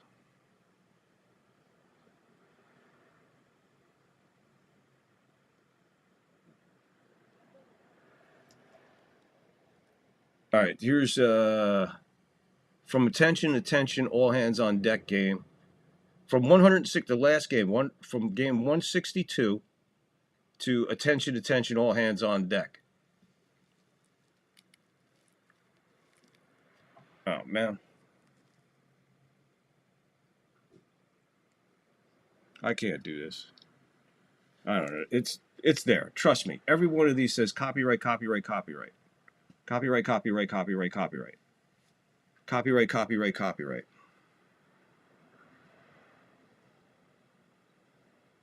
But nothing on Rumble. Nothing on X. I never get anything on X. I never get anything on Rumble. Only fucking YouTube with their fucking copyrights. Now, my question is, I'm getting a copyright on a clip I'm playing on my show, right? How is it not a copyright if I'm watching it on YouTube and getting it from X? I'm getting it from X, not watching it on YouTube. I'm getting it from X.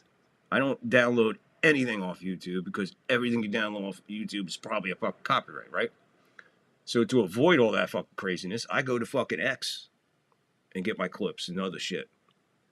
All right? Every now and then I'll venture out somewhere else to look for a fucking clip, but very rarely. So all my shit basically comes from either finding it and recording it off the TV from watching an old show or finding it on X. But if I'm on X and I'm downloading it on X and playing it on YouTube, how can it be a copyright infringement if you could find that same clip on YouTube? You know, it's all crazy to me. Yeah, Johnny Slime, you know what I'm talking about. Frank the Tank. You want to watch him all day? You want to watch that guy talk sports, or would you rather come here and listen to watch sports and talk sports? I know it's free. It's a free choice, but Frank the Tank is not my fucking choice for anything. I mean, I don't even watch the guy. I just know of him because I scroll past him on fucking X all the time. I think it's absolutely disgusting. And I think what's more disgusting is the people making money off it because they know what they're doing. They're making fun of a fucking fat guy who's a little bit off of there. All right? Okay? You know, he lives on the second floor, but there's no stairs. Okay? Yeah, how you going to have a problem on YouTube once you get to 500 and get super chats? I think YouTube can keep the money if you cuss. No. It's a 70-30 split. It's a 70-30 split on YouTube. They don't give a fuck what you do. You can cuss and all that. There's certain keywords. There's certain keywords that you can't use because then they'll hit you with demonetization, and that's when they cut all that money off because they're making a 70-30 split on you. All right? So again, when you do the super chats, you know, just do the math. You give them 100, you just gave YouTube $30 and whoever you're supporting 70. You go over here on fucking Rumbleville and they have a thing called a rant. You put in you give me a $5 rant right now, which is a super chat. You could give it to me. I don't need fucking 3,000 subscribers. I don't need 200 subscribers. I don't need that. All you need to do is go in, if you're watching the stream on Rumble, you go into the chat, you hit the cash thing, which is a rant. Great show, Vic. Boom, hit it for $2. Guess what? I get $2. I get the whole $2 fucking dollars. Rumble doesn't take a dime. Rumble doesn't take a dime from me. You know, that's why if if I'm going to go on here, I got to wait till 500 before I can get super chats. However, I am allowed, if anybody wants to support the show, they can. They go in, and then I allow the Cash App and PayPal to be available. That's how I make my money before 500. Other than that, I ain't making a dime on anything, especially on YouTube. YouTube monetization. That's why a lot of guys you'll see advertise when they have super chats activated. That when they like I run a banner with the scores and shit. What they'll do is they'll run a prompt that says all super chats will be read and acknowledged. So in other words, if you're spending money for a super chat on YouTube, you're guaranteed to read it. Well, I'll read it too, and when I get there, I mean, of course, you should respond to all and every dime that anybody gives you on YouTube or anywhere else. But the thing is, with this, whatever. But just know that, yeah, they most people don't know it's a 70-30 split. That's my point. That's why you see guys when they see a 199, man, they're like, thank you so much for that 199, thank you. Because every dime they're making on that super chat is needed, because it's not the full one. They're not going to tell you that. I'm telling you that. They take a 70-30 split. And once you hit 500 subscribers, that activates your super chat and your subscriptions, and then you could start tiering people and doing all that fun stuff. The $2.99 a month, the $4.99 a month, or whatever you're going to offer. All right. Most people, a lot of these guys now, they have a call in, where they got a number you can call in and leave a voicemail, and they'll play that voicemail if you're on, their Diamond Plateau, which is probably $10 a month. So you're going to spend $10 a month to make sure all your messages are heard and read. And you have an ability to leave them a voicemail, which they have to play now because they're obligated to, because you paid for it, basically. So a lot of times you got to be careful what you promise your YouTube audience, or else you could wind up in a skirmuckum and wind up with like a 20-hour show if people are really good. If people are really fucking, generous, that'd be something special. But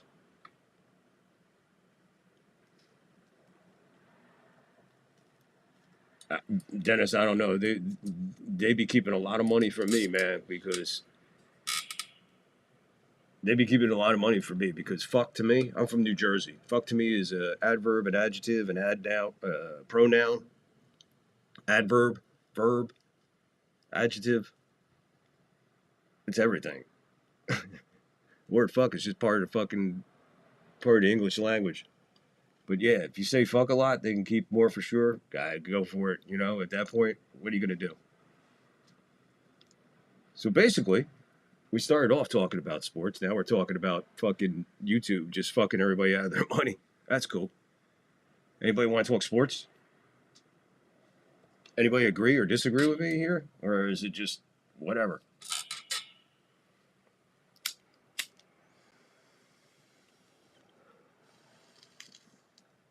Hey, Johnny, where's Nick at? Where's Chef Nick at? How come he didn't come over with you?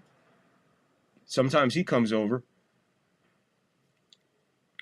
Well, Johnny, you're from what? I think you said you're blah blah blah blah. You work in Jersey? No, you work in New York or something. But you're from Jersey, right, Johnny? I'm originally from Jersey too. I'm from Asbury Park, New Jersey. I'm sure you heard of Asbury Park, New Jersey. That's where I was born and raised.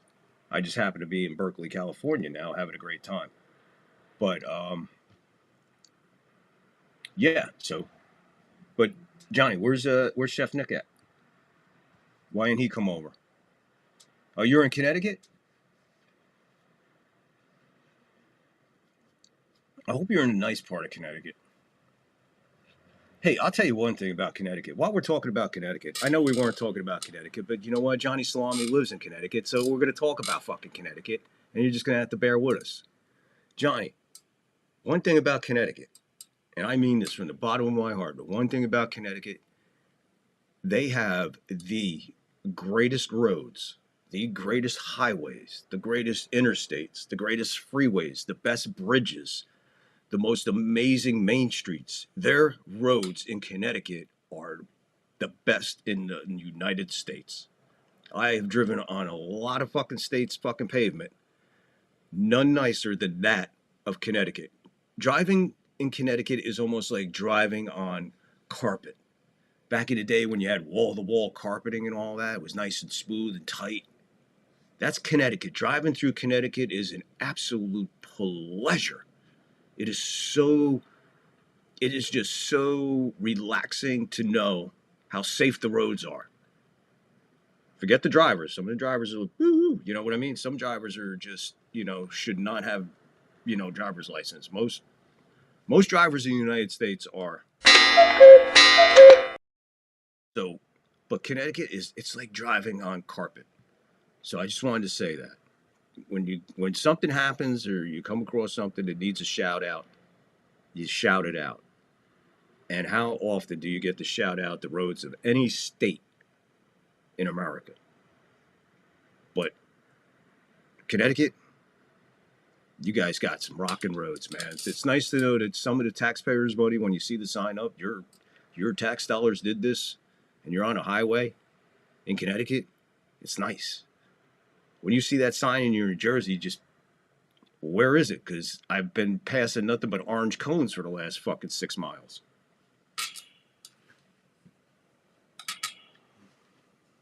Yeah, sure. Where Nick is? Wasn't he he was on the show, right? Would he just take off after the show? Angus, my Midwest buddy. Angus in the house. I'm good, buddy. How are you today?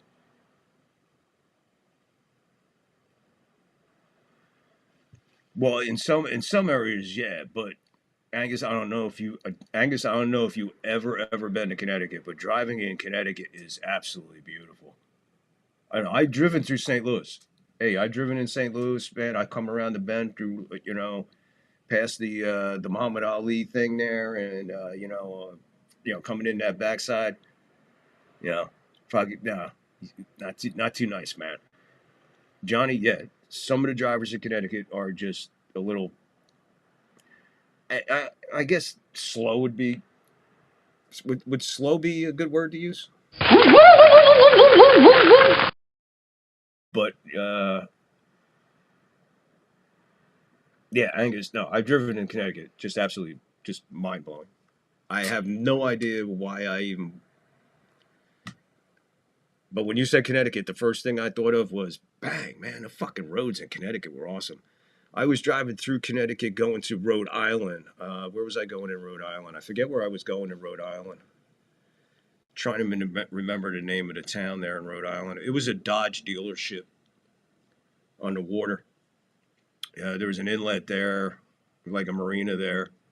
I'm trying to think of the name of the town there. And it was I had to go probably halfway through Connecticut before I made the right to get into Rhode Island, man. It was a little bit of a. I can't remember.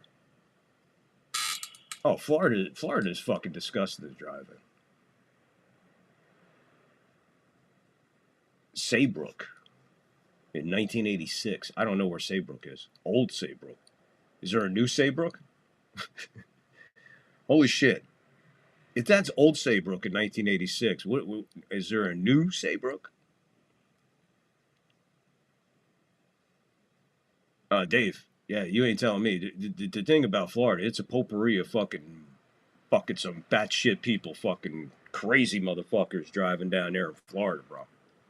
Man, you got the old, you got the half dead, you got the ones that shouldn't be driving, you got the ones that can't drive. You got a lot of fucking things going on down there in Florida. Oh, the humanity. For sure. Shoreline?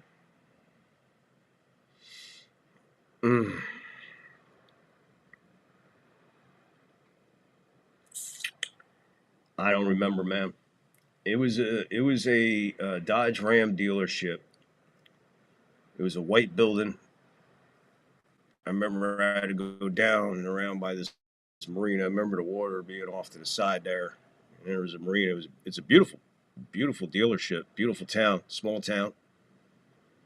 And yeah, I can't remember the name of the fucking place, to be honest with you, man.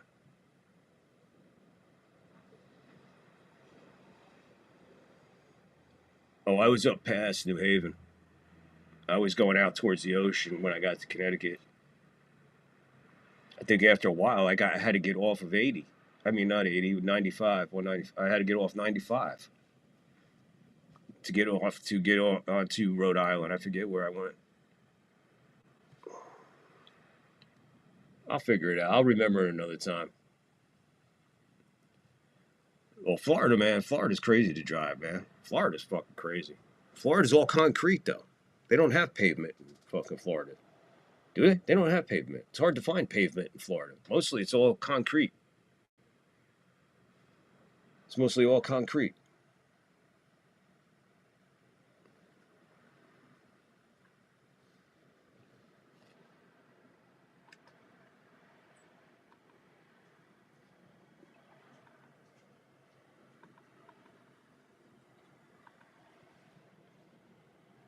Oh, man.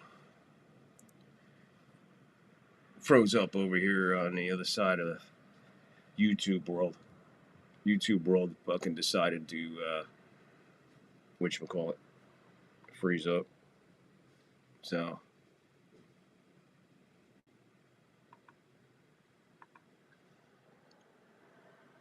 I guess we're on frozen now. Okay, yeah. So where were we? What were we talking about? Oh, boy. That's crazy. Anyway, let me do this. All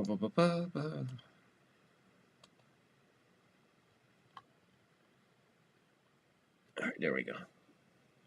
All right, we back up over here. Fucking YouTube fucking took a shit on me over here.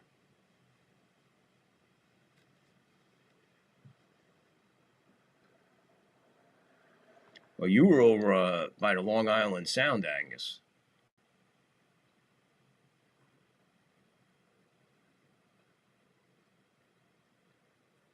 That's right, Dennis. That's why we play it. It's like we're the FM radio show with no rules. No, I appreciate that, Dennis. That's what it's about, man. Live sports chat. Let's chat sports. Let's chat anything. Like I said, yeah. What the fuck? Hot women. Who are we talking about? Want to talk about hot women? I'll show you. You want to see? Check this out. It's funny you said that because I just happen to have this. You want to see a fucking hot chick? Check this out. How would you like to have that blow you on a Tuesday afternoon? Wouldn't that be nice? Come home, and that's ready to blow you. Fucking mouthful of gin. Man, she's something else, right? She's so fucking hot. Oh well. Anyway, just thought I'd let you know. All right, let's see what we got to do here. Angus is fucking no. Hey man, that's what happens if you don't like and subscribe, and follow, and hit the fucking notification bell. She comes to your house and blows you while you're sleeping. And if you're real bad, she'll ride you like a cowgirl. I don't think anybody could survive that, bro. I don't know how now you know why her husband was running around his house with fucking boxer shorts on, being chased by an immigrant Mexican with fucking his underwear on, chasing each other with ball peen hammers, just having fucking fun in Frisco, having fun in Frisco, ball peen hammers. Angus, where is everybody? We need more people in here to have fun. Either that or, man, I just have fun I have fun with all you guys, man. But yeah, it's too bad there's not more people in here to enjoy this fucking hilarity. Well, they can always go back later. Anyway, speaking of hot chicks, you know, it's really weird because I think about it back in my day when I was younger, and you'd go to your buddy's house or go to your buddy's apartment mostly. And he used to live in an apartment building and all that other shit. But almost all the crazy shit that used to happen at the apartment building, I mean, really crazy shit, which is funny, all happened in the laundry room. Because you had that, like, community laundry room. So it was, like, crazy, man. You know, like, just crazy. Small load, huh? Yours too. Maybe we could wash them together. Maybe. It's on me. So's the ring around the collar. We'll use my whisk. Tough stains like this need whisk. Whisk does a better job. And when whisk gets that ring around the collar... Our whole wash is clean. Give you a ring? Let's stick to collars. Whisk gets ring around the collar and your whole wash clean. Bam, she would insult you and you still want to fuck her. She said, you got a ring around the collar. I said, yeah, babe. I'm about to put a ring around your neck.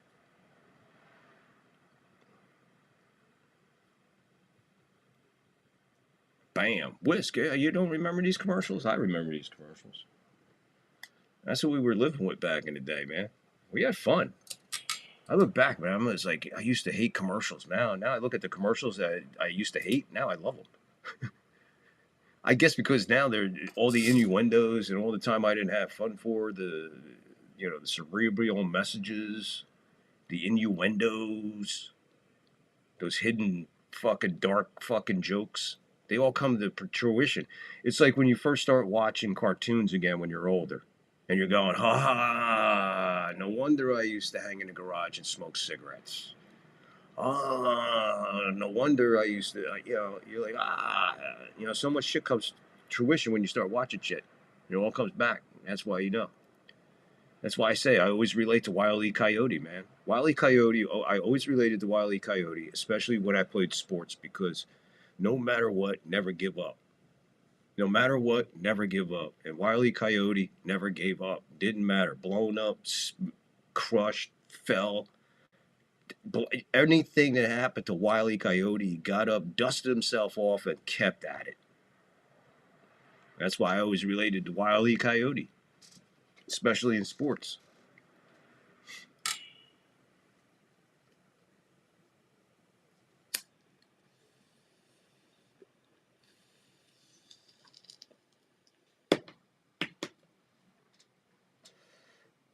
That's right, baby. I could put rings in other spots. How about I put on this cock ring, baby? Right as it goes into spin cycle, you throw on your fucking cock ring and bend her over the fucking dryer. Watch Gilligan's Island? Oh, dude. I caught them back in the day. Some of them are fucking blatantly obvious, man. Look. There was some crazy shit going on in one of those huts. I'm telling you right now. There was some crazy shit going on in one of them huts. And to think that Thurston Howell was getting laid that whole time, man, banging his old lady, because, you know, they were fucking. They were fucking. But I'm telling you, there's some other crazy shit going on in one of them huts, man.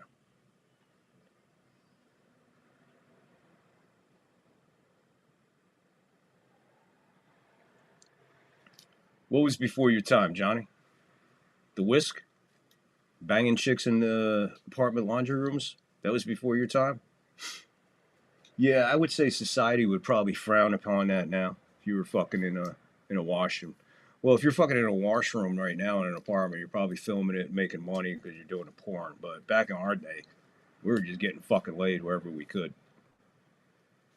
Taking advantage of any opportunity you could. The Tiny Classified ad guy was awesome. Dennis, I don't remember that one.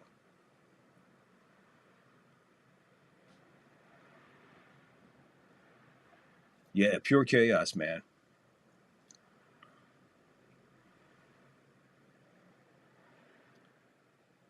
Yeah, right? The Cosby, he was telling you he was drugging William.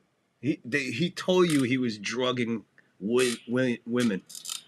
Dude, think about that for a second. Great point, Dennis. I'm glad we're talking sports. Well, he went to Temple University. Anyway, dude, think about this. just think about this scenario for a second about the Cosby Show. Is everybody with me on this one? He's a doctor, but he's not just a doctor. He's a gynecologist. And his office is in his basement. A pregnant woman can't get pregnant. Bang, bang, bang, on the door went the mailman. Bang, bang, on the door went the mailman. I think you figured it out, what I'm getting at there. Yeah, Cosby Show, absolutely insane. Absolutely, absolutely insane. That he's a gynecologist with a fucking, with his office in his fucking basement of his house. When basically, when he's open, nobody's home. The wife's a lawyer, she's out. Kids are at school, they're out. They're doing whatever. Nobody's home. And he's just got pregnant woman after pregnant woman coming into this fucking office. Just drugging them and fucking playing with their pussies. Dr. Huxtable. That's another thing. Break down that last name, Huxtable. Go ahead. Go Wikipedia fucking Huxtable. Just put it in, go to Wikipedia, or if you got Siri or fucking Alexa, just tell them, what's the definition of Huxtable?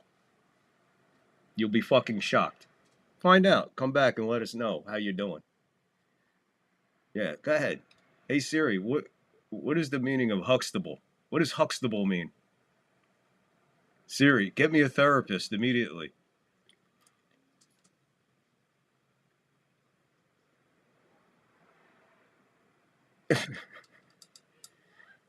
Johnny's got a play-by-play? Johnny, you got a play-by-play?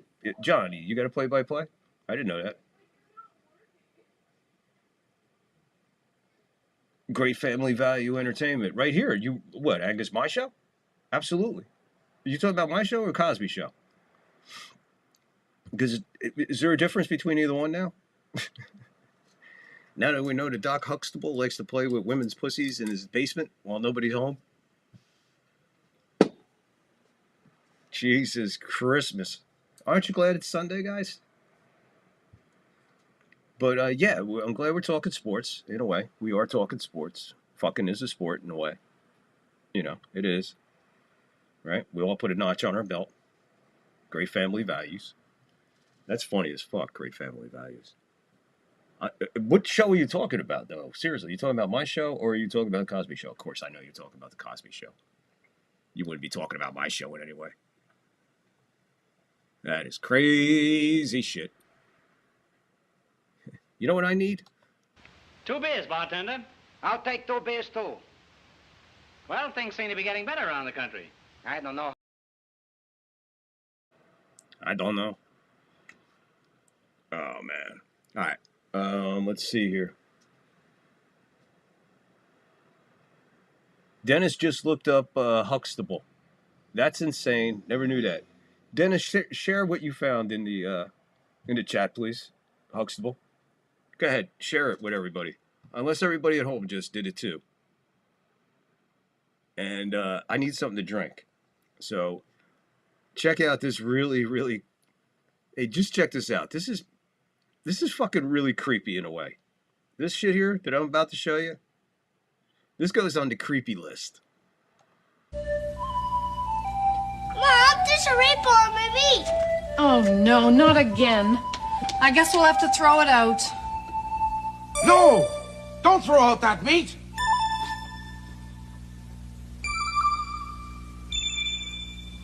Who are you? I'm Finian, and I put that rainbow there. I put a rainbow in every slice of Finian's brand rainbow meats. It's yucky. It looks like oil floating on a puddle. He's got a point, Finian. It doesn't seem right. Right. What's right got to do with it? It's a rainbow, isn't it? And rainbows are beautiful. And my meat is beautiful. And I'll tell you why. Because it's jam-packed with chemicals. Good, healthy chemicals. Chemicals that'll make you grow up to be big and strong. Have you ever seen a leprechaun as big as me before? No. No, and I'll tell you why. Those other little people, they wouldn't touch my meat. They said, Finian, rainbows belong in the sky, not on a cold cut. Well, I showed them. I showed them all. Before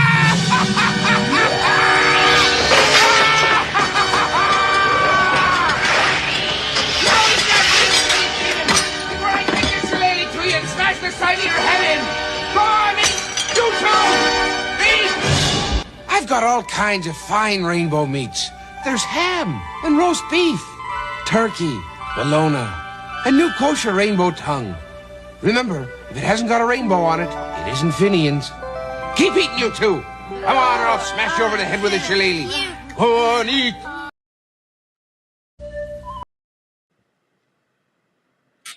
You're welcome. You're welcome.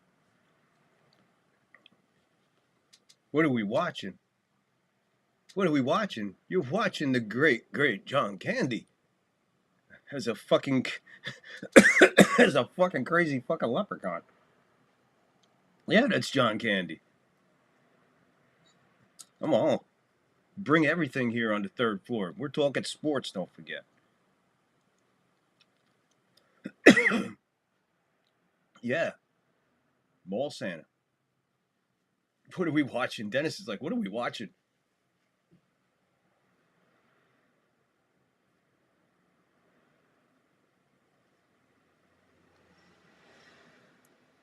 Ain't that crazy, Dave?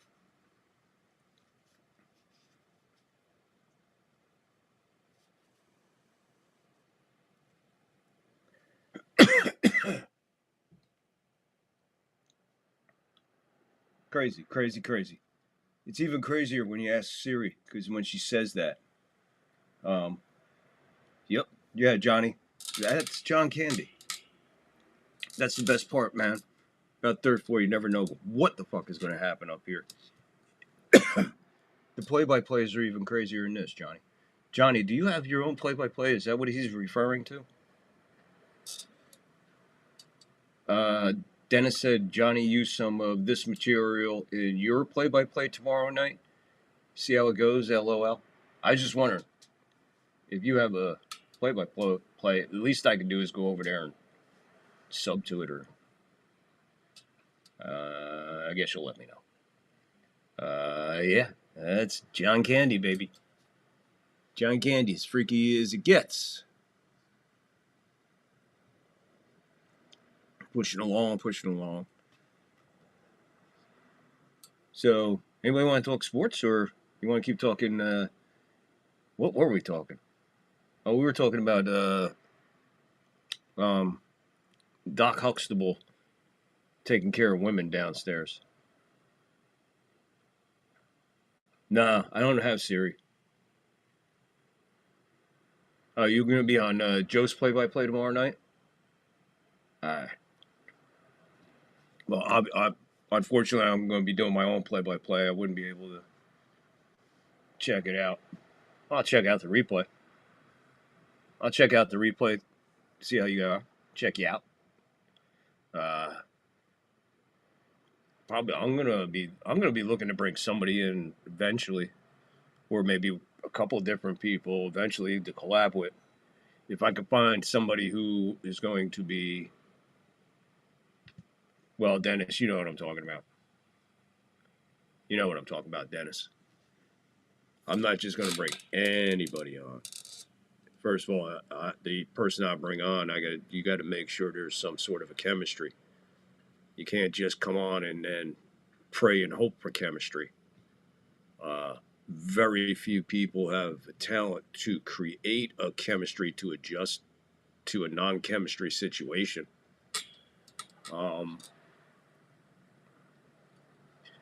There's a lot more of this than just hit and play, or just hitting live, go live. There's so much more to this,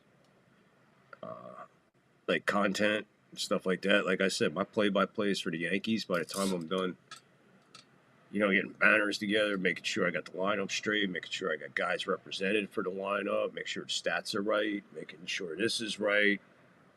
There's a lot, man. Plus getting my clips ready, making sure the sound effects are ready, soundboard set up, A play-by-play for me sometimes is, like I said, it's a 3.5, 4 hour fucking event before they go at 1. And man, I start usually around 9:30 in the morning. I start putting my show together content-wise and everything.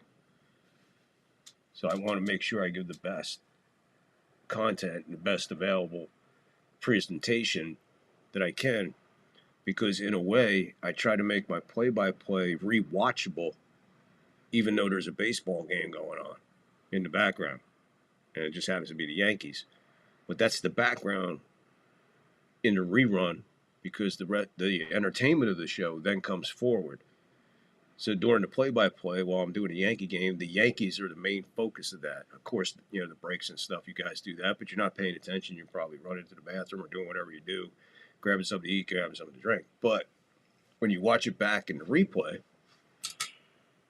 the background is the game now. And what I'm presenting in between innings or ranting during the inning is the entertainment portion. So I try to give it all, just one big everything. So yeah, it's a play-by-play, but it's not a normal play-by-play.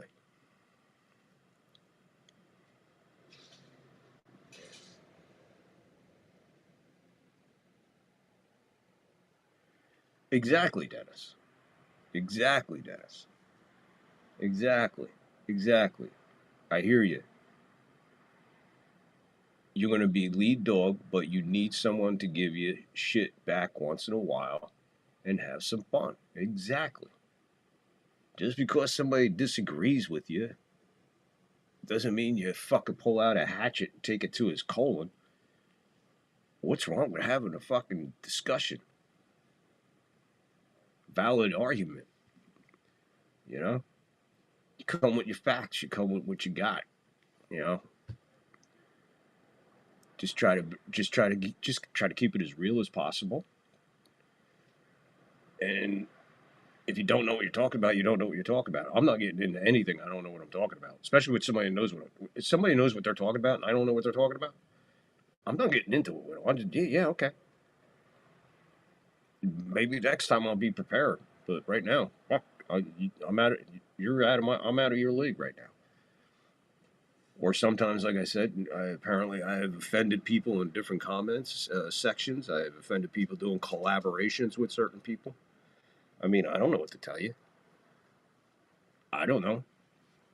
If anything, I think if I'm a guest on anybody else's podcast, first of all, I'm giving all the respect to the guy who's given me the opportunity.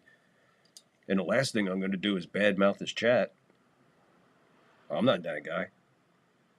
But some people take me wrong because I think it was put that, you bring a different flair, you bring a different attitude, you bring a different emotion, you bring a different attitude.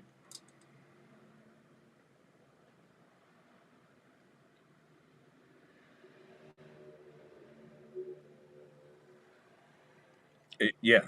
All right. And Dennis, exactly what you just said. But the difference is, I don't know how those guys really do call their games. I mean, I watched Ken's for a little bit, and for whatever reason, I stopped watching. I forget what happened, but with mine,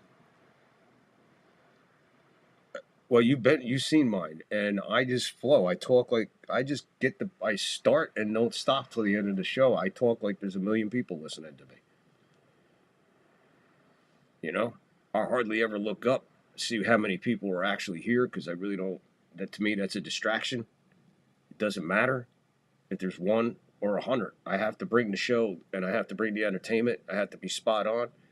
I picture in my head that most people are watching the game with the sound down. I'm also figuring that some people can't watch the game because they can't afford $30 for this app and $50 for that app and $20 for this app and $100 for that app. So they rely on a play-by-play guy to bring them the game. I try to bring that, paint the picture of what I'm seeing and relay it through this for those people who don't have it, because baseball is you can have the image created in your mind of a baseball game. If a baseball game is called right, you can close your eyes and you can see everything that's happening. You can see everything that's happening. You close your eyes if the game is being called properly. And I grew up listening to baseball games on the radio, baseball games on PIX. I grew up listening to some of the greatest fucking announcers ever. whether it be on TV or radio or whatever, it didn't matter. Whether it was Yankee coverage or whatever, Joe Garagiola, Vince Scully, all of those guys, man. I listened to all of them. Vince Scully would just paint a picture with almost every sentence of a game he was calling. My God, he's the greatest. We could all try to be like him. We'll never be him, but we could try to be like him or inspire, carry on his vision of how he did it. And that's create the picture in the mind of the person listening. So even if they're watching, they could still close their eyes and still hear and see and smell and feel the game of baseball being told to them in their head. Not easy to do. Some guys just call pitch by pitch, like pitch by pitch, with no flair, I try to keep a banner going. I try to keep the pitchers going. I try to keep whatever stats are available. I try to have something. And then when it's in between innings, you don't have to listen to me fucking talk the whole fucking 3 hours. We're going to be on here for 2-3 hours. This kind of show, I can keep that going because this is a monologue show. This show is designed for monologue, and you guys create the monologue by getting in the chat, creating the subject, creating what we're going to talk about.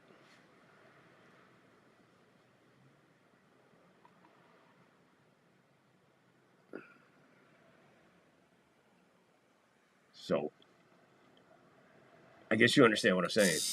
There's more to this than just hit and go live. Make sure you got something to bring and deliver, because that's what these people are tuning in for. This is why they're hitting the like and the subs and the follows.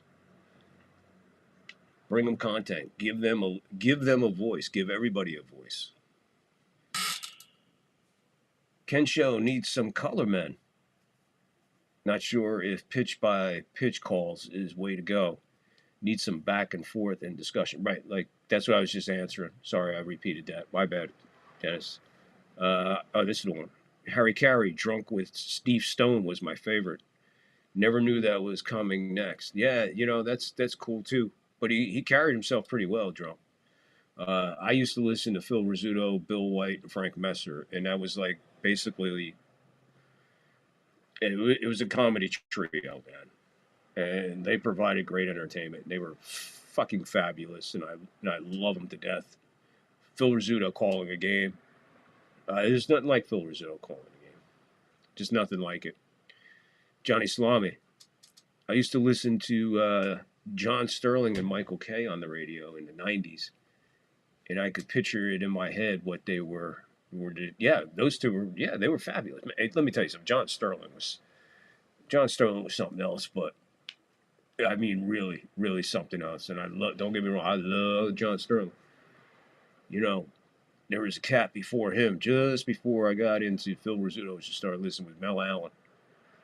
And Mel Allen could call a baseball game, man. Mel Allen had a voice, just wow, man. Mel Allen, you go back and listen to some clips of the old Mel Allen days.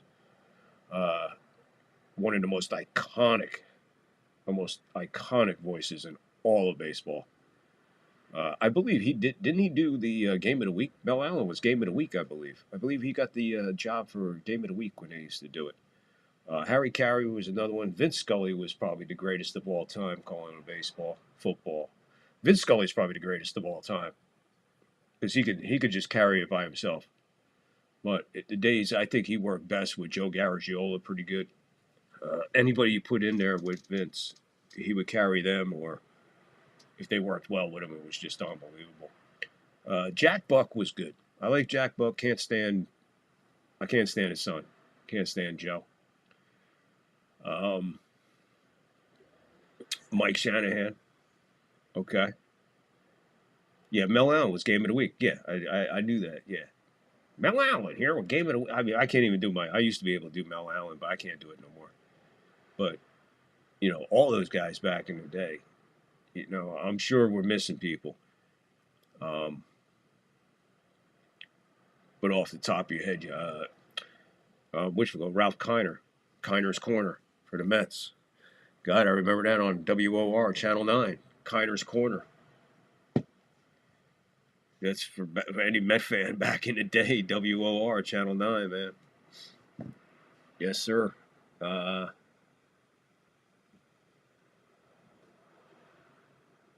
Trying to think of who else called the games with Ralph Kiner. Rusty Staub called with him. They had a decent crew there for the Mets. I got a lot of Met games back in the day because it was either the Mets on channel. It was the Mets on Channel 9, and it was Yankees on Channel 11. So you were either getting Phil Rizzuto and the guys, or you would tune over to the Mets, Ralph Kiner and Rusty Staub.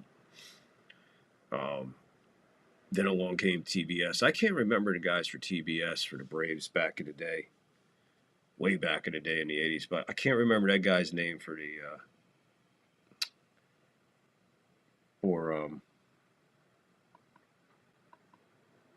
for the Braves on TBS.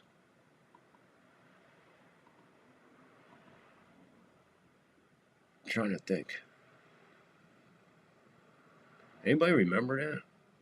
Any Braves fans? Atlanta Braves fans? TBS Atlanta Braves fans, 1980s? Anybody remember that stuff back in the day?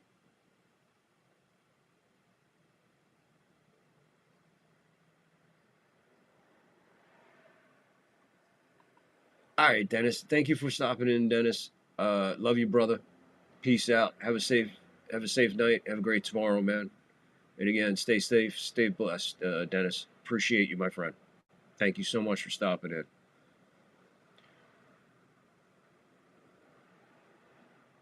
Yeah, Joe Buck is not. Yeah, I'm not into Joe Buck at all. Care less about Joe Buck. But thank you, Dennis. I can't remember the guy who called the Braves games, and then the dude who called the Phillies games.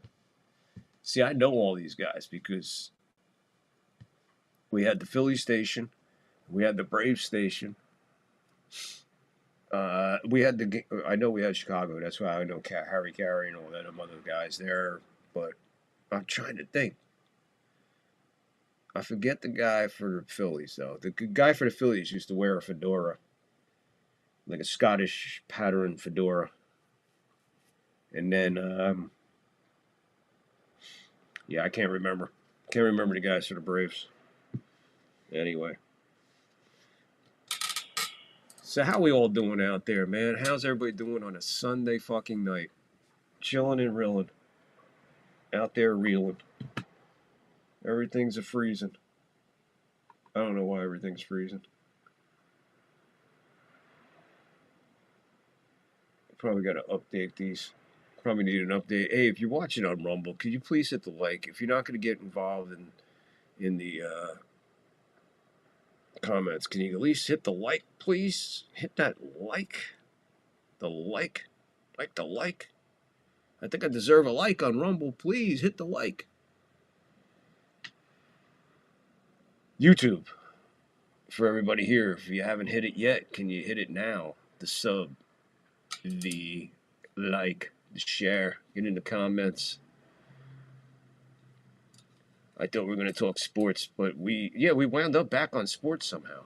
Somehow we wound up back on sports, talking sportscasters, calling games. Dennis is bailing on us because he has to go to work. I guess a lot of you have to go to work. So, you know what? I'll cut you a break. We'll get out of here. How's that? We've been on for a little while. Unless anybody else has anything else to say, we could stay. We could stay for a while. Dennis is the only one that's going to work, apparently.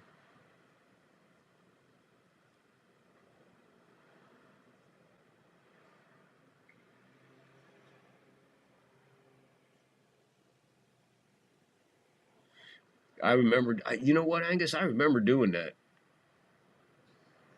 I did it with a clothes hanger, a metal clothes hanger. If you remember when the telescope, the antenna would come out. Well, if you pulled it all the way out and you broke off the second from the bottom, in other words, the thick one and then the second thick one would be left. That second one, you could put a coat hanger in there and then squeeze it. And that bitch was like, as long as you can get it, as long as you can just pull it out, just stretch it out. A clothes hanger, and yeah, it provided for for some interesting radio, especially on the AM dial down low. There was always some creepy shit going on down there, man. Always some weird talk or some weird religious thing going on, man. You'd be like fucking around, listening to all of a sudden, man, some guy be talking mad shit about Jesus, bro. He'd be talking mad shit about Jesus.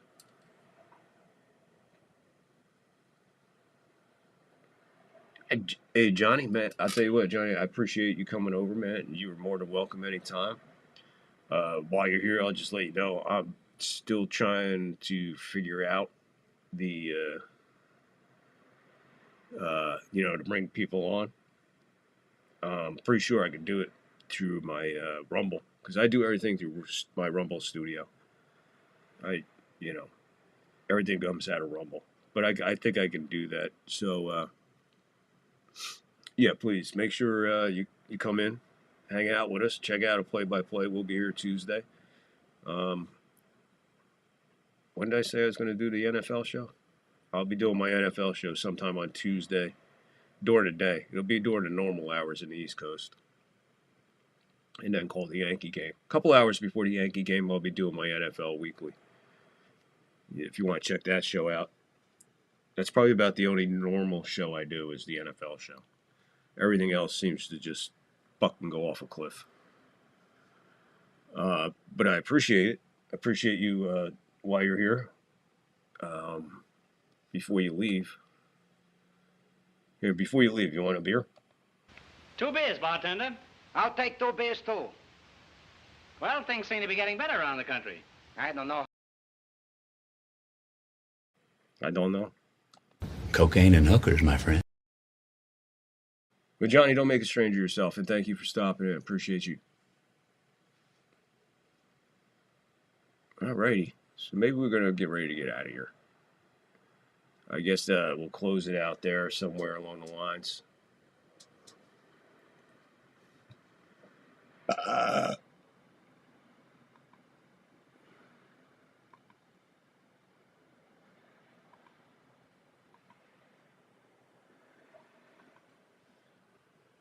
This shit keeps getting knocked off. I don't know why it keeps getting knocked off. But let me refresh that, get that going, make sure there's no last. Because what happened is everything froze over here. So I don't know if anybody put anything in the chat recently. I might be a couple minutes behind. And if I am, I apologize. Just got some weird internet going on here. Fucking no clue what's going on. I don't know why it's done this twice tonight.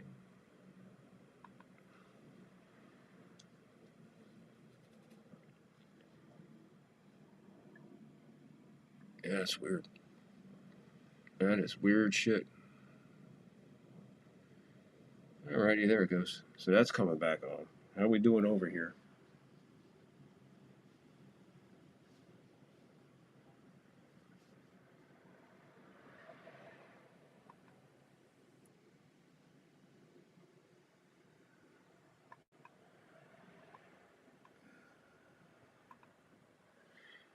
All right, man. Everything seems to be fucked up. All right, Johnny. Again, thank you, man. Appreciate you, bro. Have a safe tomorrow, man. Stay blessed, bro. Appreciate you. All right, Angus gets it down to me and you and the copper antenna. Who else is here?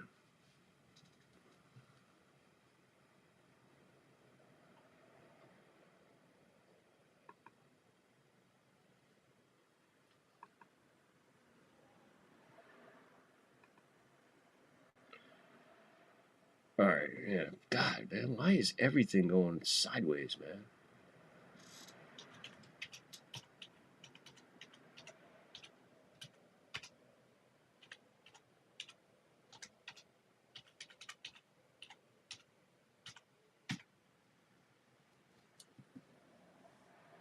Yeah, thank you, everyone. You are awesome.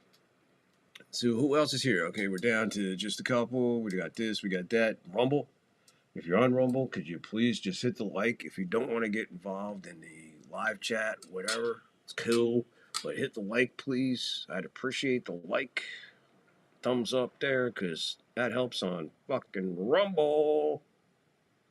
Can't get the thumbs up. Thumbs up. Bam.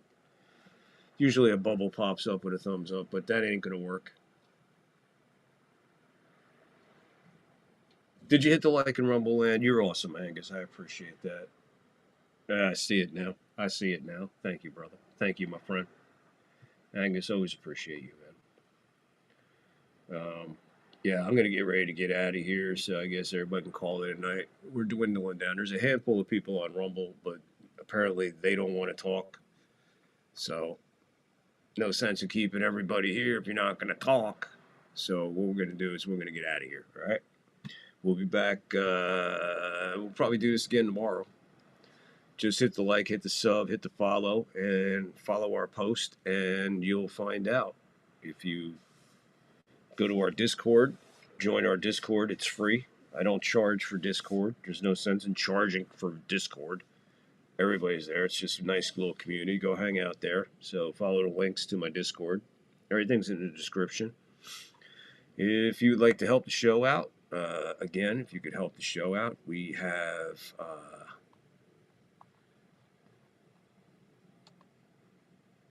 Cash App and PayPal available. That's in the description too. If you could help the show out, every little bit helps. We appreciate anything. A cup of coffee is always nice. We like Red Bull and ginger ale. So every little bit helps. Keeps the show going. Let you know it was an expensive week. Getting ESPN, getting Fox 1. I don't have no idea what I have to get next for the championship series. But whatever it is, I'm sure it ain't cheap. But, so, if you could help us out, we'd appreciate it. All right, so it is Yankees, Blue Jays, Tuesday night here.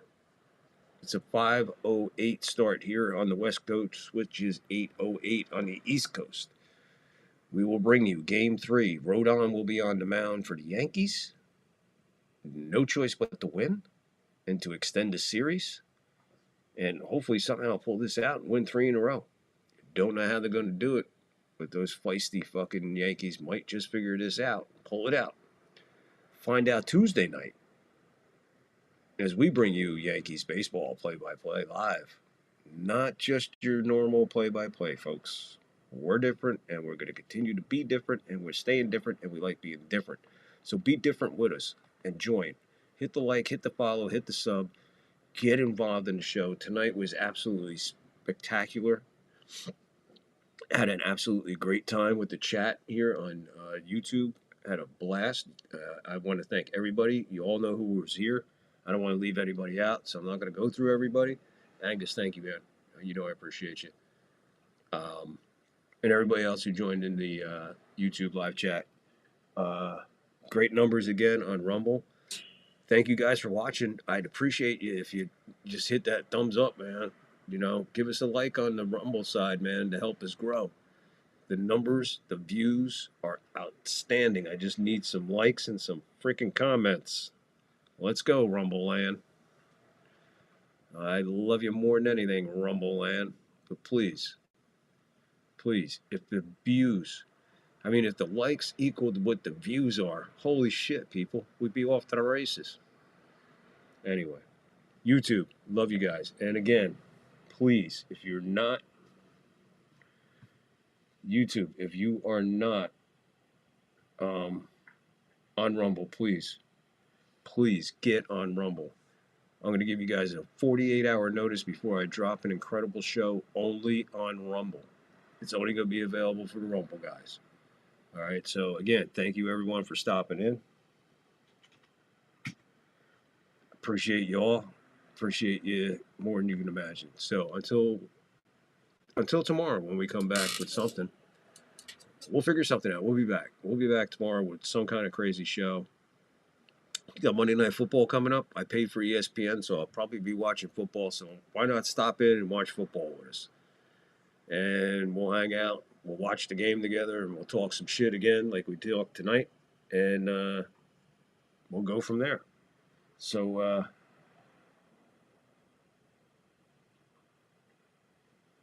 All right, Angus, like I said, man, thank you. Appreciate you. And for everybody else, like I said, we'll be back tomorrow with more nonsense. So until then, please remember, kindness and love are the easiest thing a human being can do on this planet to another human being. So please be kind for no reason. Love your fellow man. Look out for your fellow man. And remember, mental health is a real issue now, more than ever. So if you or you know somebody that needs some help, man, get them a phone number, get them somebody to chat with. Plenty of numbers, plenty of places to go. Please bear with them and be careful. So until tomorrow, remember to bowl up, bong up, and then beam on up to the 3rd floor. And we'll be here hanging out, waiting on you to join us in time and space. Be kind for no reason. And please, love your fellow man. And please stay blessed and stay safe. Love you, people.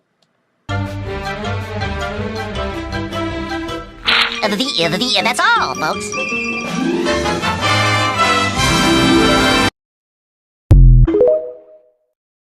How can you talk if you haven't got a brain? I don't know. But some people without brains do an awful lot of talking, don't they? Yes, I guess you're right. You dick! Looks like I picked the wrong week to quit amphetamines. He's looking at you, kid.